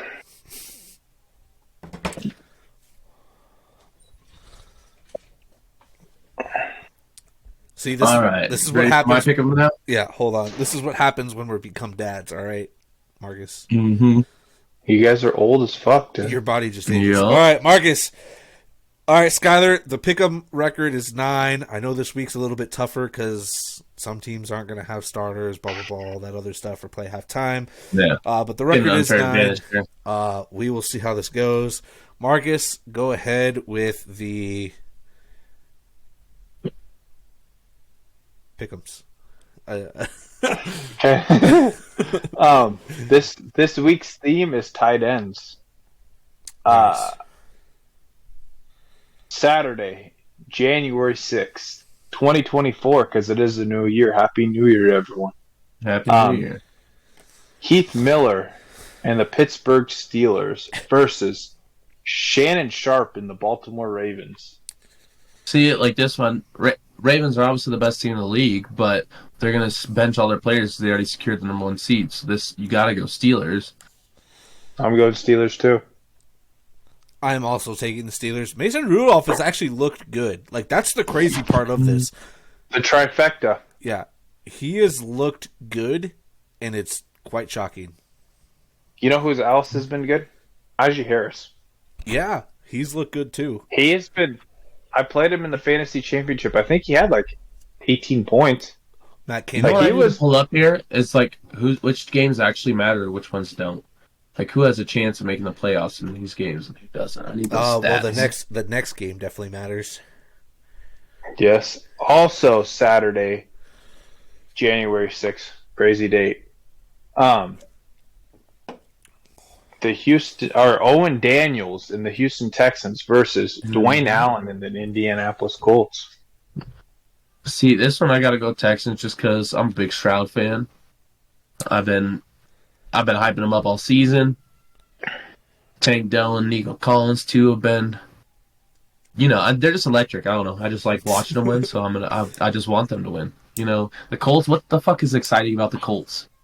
Sorry, Milton, but not sorry. There's nothing exciting about the Colts. Is the only thing I Dude. come up with. I don't know. The Colts are scrappy though. For what? They're scrappy. No, I'll give them that. They got a better record than I would expect. But what's exciting about them is what I'm saying. There's nothing fun to watch about the Colts. I am also right. Just like our fellow Patriots on January 6th a couple of years ago. I am also God bless gonna storm the Indianapolis, and I am taking the Houston Texans. I'm gonna do the same thing. Sunday, January 7th, 2024, we have Gary Barnidge in the Cleveland Browns versus Tyler Eifert in the Cincinnati Bengals. Give me the Browns on this one. The Browns have looked good. Bengals, I don't know what's going on with them. I don't know what happened to their season, really. Like, taking the Browns too. I'm also going to take the Browns. This game has some little meaning because the Browns have a playoff spot secured, but it's not guaranteed that there'll be a number 5 seed. So if they win, they'll stay the number 5. If they, you'd rather play the weakest number, play number 4, which I think would be the Jags or whoever wins that division, instead of the Dolphins or Chiefs. I agree. Jim Kleinsasser in the Minnesota Vikings versus Eric Ebron in the Detroit Lions. Oh, the Lions, definitely. Coming off that loss, bro, they're going to be on a tear. Dan Campbell is going to be on a mission. He's not just going to beat the Vikings. He's going to put a pounding on him. He's going to try to score as many points as possible. After that loss, I don't know. That whole team's going to have a different mindset. There's no way the Vikings pulled that off. I want the Vikings to lose, so give me the Lions. Give me top 10 pick, dude. I'm taking the Lions because this game does matter with seeding. They can be the number 2 or number 3 seed. That plays a part into who you play first round. So give me the Lions. Next game, Mercedes Lewis in the Jacksonville Jaguars versus Algie Crumpler in the Tennessee Titans. This one is a tough one, but I gotta say the Jags just because they got more on the line. Jags. Give me the Jags. They have to win. If they don't win, they're out of the the division winner, potentially out of the playoffs. Give me the Jags. Yeah. I could see the Titans pulling off the upset, though. I think that's going to be a close game. I could see the Titans pulling it off, but I think the Jags should win it. Mm-hmm. Kellen Winslow Jr., I'm going to touch your grandmother, and the New York Giants versus... Or New York Jets, sorry. Yeah, I was going to say, whoa. Versus Aaron, I Might Kill You, Hernandez and the New England Patriots. This isn't a game I even want to watch. This game is just going to be a shitty game. I don't even know who to pick for this one. I would want to say the Jets. I don't even know why I want to say that. I don't have a good reason for picking them. I think it's going to be a shitty game. Both teams suck ass. True. Neither deserve a win, but give me the Jets, Jets. Well, the Pats are favored to win by 2.5, but I'm also taking the Jets. Their defense is way better than the Patriots, and offensively they're both trash, but the defense is going to be what's going to kind of win the game. I'm going to take a young Breece Hall against a Zeke out of his prime. So, I mean, yeah. Well, Zeke's. Are you kidding me? Zeke's still in the prime, dude. You see him run. Except for last week, he scored 11 points. But whatever. What are you gonna do? Score a touchdown. That's all that matters. Hey, 11 points could be 111 rushing yards. That's true. He had a hell of a game. Tony Gonzalez in the Atlanta Falcons versus Mark Campbell in the New Orleans Saints. This is a really tough pick. Both have possible playoff implications with either team that wins. They're both solid teams that just suck a lot of the time for some reason. Saints are coming off a big win. They've got a lot of steam on them. I feel like the Falcons need to prove something, but I kind of leaning a little more towards the Saints. I take the Saints. Taylor Heineke got injured, may not play, might have to rely on Ritter. Saints have momentum at home. Defense got to step up. They potentially, I think they could make the playoffs if they win this. Bucks lose, right? If they win and Bucks lose, So I am gonna go the Saints. They're gonna be playing to win 100%. Next is Austin. Oh fuck, dude! I don't know if I can say this right now. Austin Safarian Jenkins and the Tampa Bay Buccaneers versus Jeff King and the Carolina Panthers. Oh, give me Bucks all day, baby. You already know. That's not even a question. The Bucks. Baker Mayfield, he's making the Bucks great again. Give me Baker.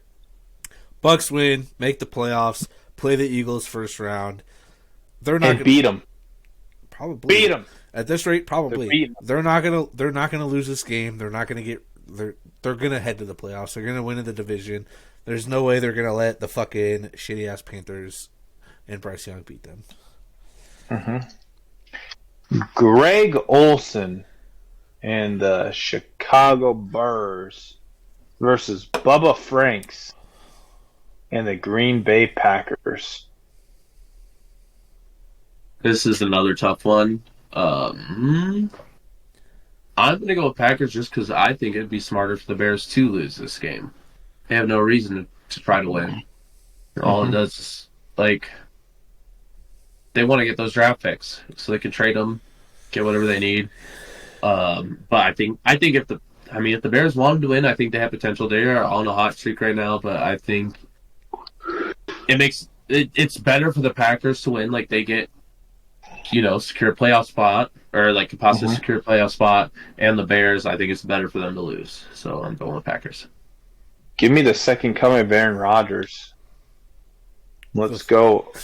Go, Pack, go. Give me the third coming of Brett Favre. Go, Pack, go. Also, with the Bears, they could have, I think they are in the lineup to have potentially 2 top 5 picks. So they could trade the 1 and still have the 5, right?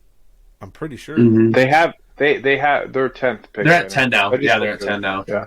Because they keep the Vikings winning. Are at 12. They keep fucking winning. It's stupid. I don't know why they keep winning. They win. At one point, they had the 1st and 4th pick, and now it's dropped down to the 10th. I know. They're crazy. Yeah. They're fucking crazy. Julian Thomas and the Denver Broncos versus David Casper and the Las Vegas Raiders. I mean, I know I live in Denver, but I'm going to say Raiders. I think it's stupid for them to bench Russ. I don't think it's only bad move to not have him as a quarterback, but I think it's bad for the locker room. I think it's going to kind of put the Broncos, the players, all their heads are going to be kind of fucked up because of it. I don't think they're going to be in a good place, and I think the Raiders pull this off. Taking Denver. Just because. Fuck it, Jared Stidham. Ex-New England Patriot, I believe. He's a dog. He's going to show why he's better than Russell Wilson, even though he's not. But fuck it, I'm taking Denver. After losing to my dad in the championship for fantasy, he's a Raiders fan. I'm going to have to support him and back the Raiders. Like Schyler said, you benching Russ just not a good look. And Aiden O'Connell going to go off. Devontae Adams going to have his biggest game of the year when fantasy doesn't even matter. Just watch. Not only is he your daddy in real life, he's your daddy in fantasy football. He beat me one fucking time. Shut the fuck up. A win's a win. A win's a win. We went 1-1 on the season. His just holds a little more weight. His matters more. Brett Selleck and the Philadelphia Eagles versus Jeremy Shockey and the New York Giants.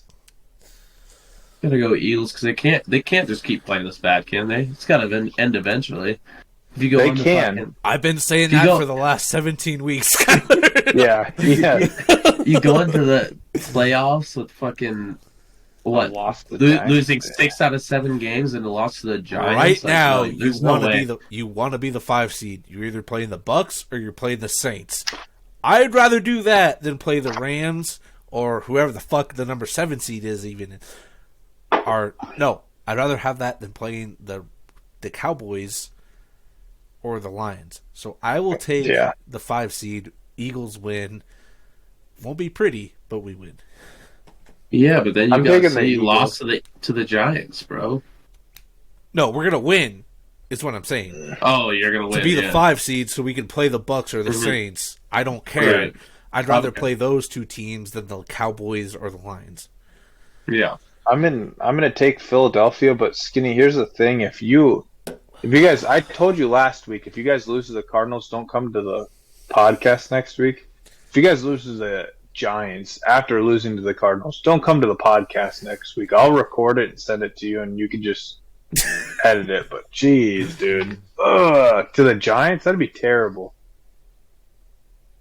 That's like Minnesota Vikings stuff, but Kirk Cousins injured. Last week or 2 weeks ago when we were playing the Giants, we had the game in control, but then the fucking Boston Scott, Zakaris fumble just kind of turned things downhill. So it'll be okay. We won't have to deal with that. Hopefully not. John Carlson on the Seattle Seahawks. You remember John Carlson? Ex-Minnesota Viking. That's a good I know. And Ben Patrick in the Arizona Cardinals.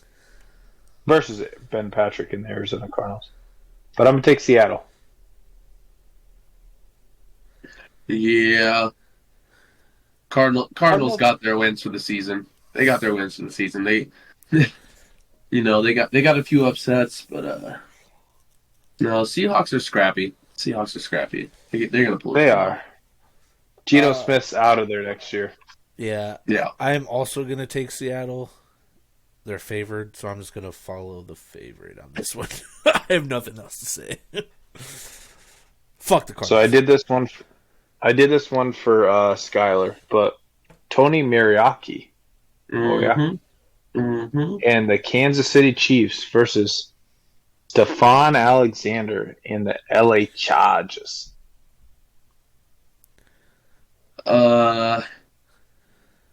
If Herbert was playing, I would say the Chargers, bro. But I'm gonna go Chiefs. I took Chiefs too. Both teams are worse than they should be. It's gonna change your guys' mind a little bit. The Chargers are favored by 3 points. There's no fucking way. Vegas knows everything. No way Vegas knows everything. There's no way I would take that. With Easton Stick. Who's the Chiefs' backup? They don't need their backup. Mahomes isn't hurt. What are they playing for? They won the division. They're going to be the number 3 seed no matter what they do. I guess didn't think it doesn't matter because their second string wide receivers are probably better than their first string. Yeah, honestly, I don't care. I don't care. I'm going to take the Chargers at home. Is Noah Gray that much worse than Travis Kelce? At this point, I'm taking the Taylor Swift, Travis Kelce. I'm taking the Chargers. I'm gonna go with the Chargers. And Noah Gray, the thing is, you don't have to hear about fucking Taylor Swift every 2 seconds too. So, I'm taking the Chiefs. I'm gonna take the Chargers. You would. You would. Jared Cook in the LA Rams versus Vernon Davis in the San Francisco 49ers. Well, give me the Rams, low key. 49ers, CMC not playing. I don't the Rams are going to win this one. Love me some Kyron Williams. Rams haven't clinched a playoff spot. Offenses look great. And without CMC, Brock Purdy's going to look like he's fucking the worst quarterback in the league. So give me the Rams. Give me the Rams. Easy. I'm going to take the Rams as well. 49ers literally don't have to win this game. They could literally bench everybody. It's fine. You literally don't need anybody. Yeah. And right now, if you want to bet on that game, the Rams are plus 142 to win. So if you want to go put money on that shit before odds change, probably be smart to do. That's a good bet. I cannot believe the 49ers are still favored. But if you think about it, though, they bench some of their starters. What's the dude? Sam Darnold. Sam Darnold and Brock Purdy. That to me is pretty interchangeable. But it's what the surrounding cast is. Sam Darnold won't have CMC. He's not going to have Deebo Samuel. He's not going to have George Kittle. He's not Brandon Ayuk might not even those. That's your offense that Brock Purdy gets. Sam Darnold's going to have Elijah Mitchell. I don't even know who the fuck their third string is. And I still almost feel like the core of that team is better than the Rams. Jawan Jennings. I think the Rams. Kinda. I really feel like that core. The 49ers is pretty deep. The 49ers backups are not stopping Cooper Kupp, Kyron Williams, and fucking Nakua. And even Robinson. Robinson's been pretty damn good. They're not stopping that. That's true. That's fair. Dan Campbell and the Dallas Cowboys versus Jordan Reed and the Washington Commanders. Taking the Cowboys. Did the Cowboys already secure their spot? They secured a spot, but they have not secured the number. It's like the Lions. Whoever wins will be the number 2 or number 3 seed. So the Cowboys are going to play their starters. Give me the Cowboys. Give me the Cowboys. Then, yeah. And then they're favored by 13.5 points. Yeah. Give me the Cowboys. Sunday Night Football. January 7th, 2024. The last Sunday Night Football of the year. At least regular season Sunday Night Football. Or no, yeah, we're on week 18, yeah. Regular season 20, or, the last regular season game of the year. Could be the potentially the biggest game of the season.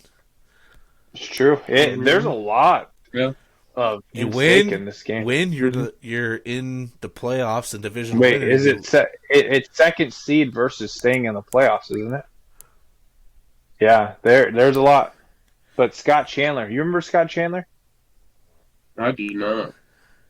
You don't? That's that one's a stretch. That was No, it's no stretch, dude. Who else? Who are you going to think about Buffalo? Like I was thinking about, I was like, who the hell played for Buffalo? That was a good tight end. Okay, but we never went good. I never really followed Buffalo like that. You know, they're just Scott so Chandler for so long. He was decent actually. I remember back in the day, like playing Madden, like Madden 12. He's okay, or maybe Madden 14, whichever one he was in. Versus Deion Sims, he was not good, but in the Miami Dolphins. Mm-hmm. Yeah. Buffalo, dude. Buffalo, 100% Buffalo. I do have to go. I'm leaning Buffalo too. Even though like Dolphins should have the more talented roster, but the Bills have just played better in bigger games. The Dolphins have not played good in a single game that mattered. The Bills are legitimately a good team. The Dolphins haven't played a single. They haven't done anything against a single good team this year. Like there's the Bills, it's crazy how bad they fall apart when they play even a halfway decent team. Mm-hmm. So I got to take the Bills just because, like, you know, on paper, you know, Dolphins should just blow them out of the water, but the Bills actually come to play even like when it's a big game. No Jalen Phillips, no Bradley Chubb. The only defense you have on that Dolphins defense that's stellar still is Jalen Ramsey and Xavier Howard. You're going to be able to run the fuck out of the ball. Give me the Bills. Yeah. Yeah. Well, that's all we got. That's who you took? You took the Bills, Marcus? Mm-hmm. Yeah. Oh, fuck yeah. Buffalo! For all you gamblers out there, for the 50th time I've done this. I'm going to jump into a flaming, like a table on fire for the Buffalo Bills, dude, because they're winning, dog. All right. Bills Mafia. For the sneak peek of the podcast, Von Miller? Ooh. Von Miller? The big news. Schyler coming in with the insider scoop. Yeah, so obviously y'all have heard the allegations against Von Miller. It's been going on for a few weeks now. He just recently came out this week stating that they are 100% false. And I have the insider information from a trusted source here on Megan, related to Megan, so not from Von's side. So this is coming from the female who he is supposedly assaulted side, that it is completely not true. After the altercation, she flew back to Denver and still had a visible bruise on her chest, choke marks on her neck, a busted up chin. So yeah, so he can claim it's false, but I know it's not. Obviously, she is pregnant with his third child now, and she is the mother of his other two children. So it's a very complicated situation. She is not sure what to do. I think right now she's more leaning on trying to work things out, which is probably why he just came out saying that everything's false. They're probably going to try to work things through and get past it. But not completely sure on that yet, but I think that's more towards where she's leaning. So that's probably why now he's coming out and trying to say it's false so that they can just all get past it. But yeah. And that's got the insider scoop here. Got the insider scoop here. I promise you. He did it. He did it. Von Miller, dude. Bro, the biggest thing here is you heard it first on the Two Drunk Guys podcast.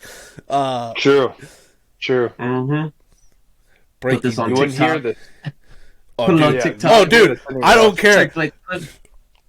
I'm clipping this shit and I'm having it posted on every fucking thing I possibly can. If damn right. Whoever wants to come at us, whoever wants to try to, I'm gonna be like, please refer to fuck you if you want to believe it. You're gonna take the story of the 40 subscriber Two Drunk Guys podcast with like, you know, with story. I mean, if you want to go with that, that's fine. But if you're really gonna come after us compared to all these other people, go fuck yourself. True. Yeah, terrible. Terrible. I feel horrible for her. That's a bad situation for her to be in. What you think about now is think about all the domestic like violence that happens in the NFL, like situations like this where, of course, every player is going to come out and say, "Oh, it's 100% false. This didn't happen." Blah blah blah. But then, like, you have people that truly know the story that never actually say anything. You know. Mm-hmm. True. And it's hard for them to speak out. Like, well, yeah. You know, 3 kids with Von Miller. Yeah. Oh, right. She's not gonna come out and defend herself because, like, if she is gonna try to work things out with them, like, I get it. That's the father of 2, gonna be 3 kids, like. And like, it's not like they're married, so it's not like she can really take anything, you know, in a divorce.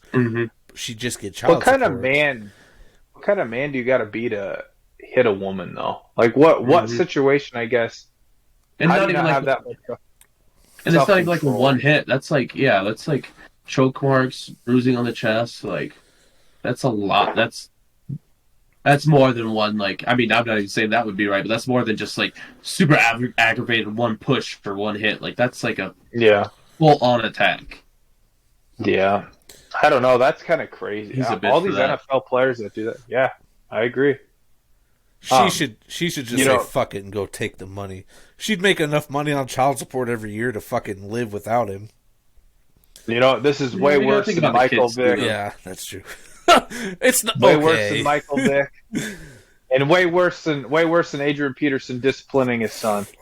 Oh yeah. Well, yeah, she's pregnant. Even fucking Ray Rice. Like I said, Ray Rice was one hit. That was it. Dude, Ray Rice is defending himself, all Bro, right? he just got honored by the Ravens. Like, that's what's fucking crazy. Yeah. No, it's stupid. It's stupid. Okay.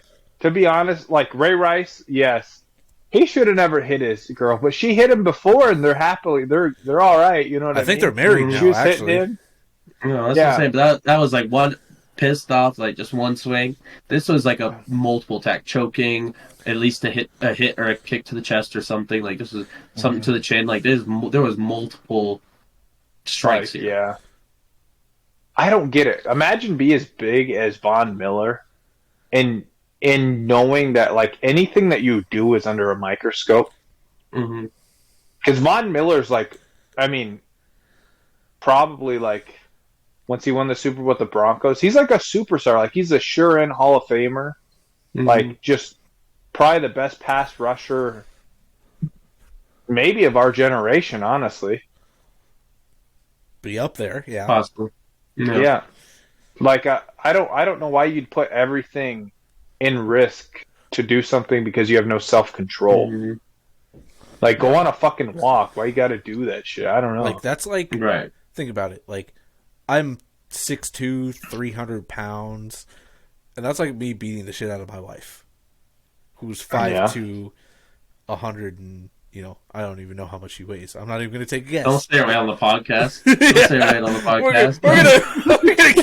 I don't know, but yeah, like pregnant. Wow. Okay, I'll say pregnant wise, you know, like 5'2". You know, I know her pregnancy weights. That doesn't mean that's what she weighs now, but like, you know, or pre or whatever. But pregnancy weights, yeah, I get it. Like, it's still less than 200 pounds. Like, what the fuck, man? I got 100+ pounds on this woman and pregnant. Yeah, pretty fucked. So we'll see how this plays out. You heard it here first, guys. Heard it here first. Yeah, heard it here. Per sources. Yeah, per sources. Schyler Knoll. At Schyler. We're going to drop the bomb on him for everything. But other than that, again, follow us on Instagram, TikTok. We got the Facebook group page. We got X, because I always say Twitter, YouTube, Spotify, Amazon Music. Soon to be you or Snapchat. Yeah, Snapchat, figuring that out. I'm trying to figure out Apple. I don't know what the fuck's going on with Apple. It keeps pissing me off. But yeah, we're trying to get on all the shit. Keep following us. Skyler, thank you for being on the pod. It was a blast. Thank you so much. Always enjoy having people on. One more for the road. Yep. Oh, one more shotgun. All right. Oh fuck. All right, hold up. Come on, you know I had to do it. Schyler, you'll be the first person that we do 2 shotguns. This is monumental right here. Are you surprised? Are you surprised? Not really, but I didn't expect it. All right. I kind of was thinking, I was like, fuck it, let's do another shotgun. I was feeling it. Yeah, guys, this is my expected. Hey, this is my 10th beer on the pod. I think I'm setting a record. Ooh, there you go. No, we've had 10 before. We also did 3-hour podcast, Marcus. This is a 2. It's still on the pod. 220 max. All right, hurry up because I gotta piss. All right. Cheers. All right. Oh shit.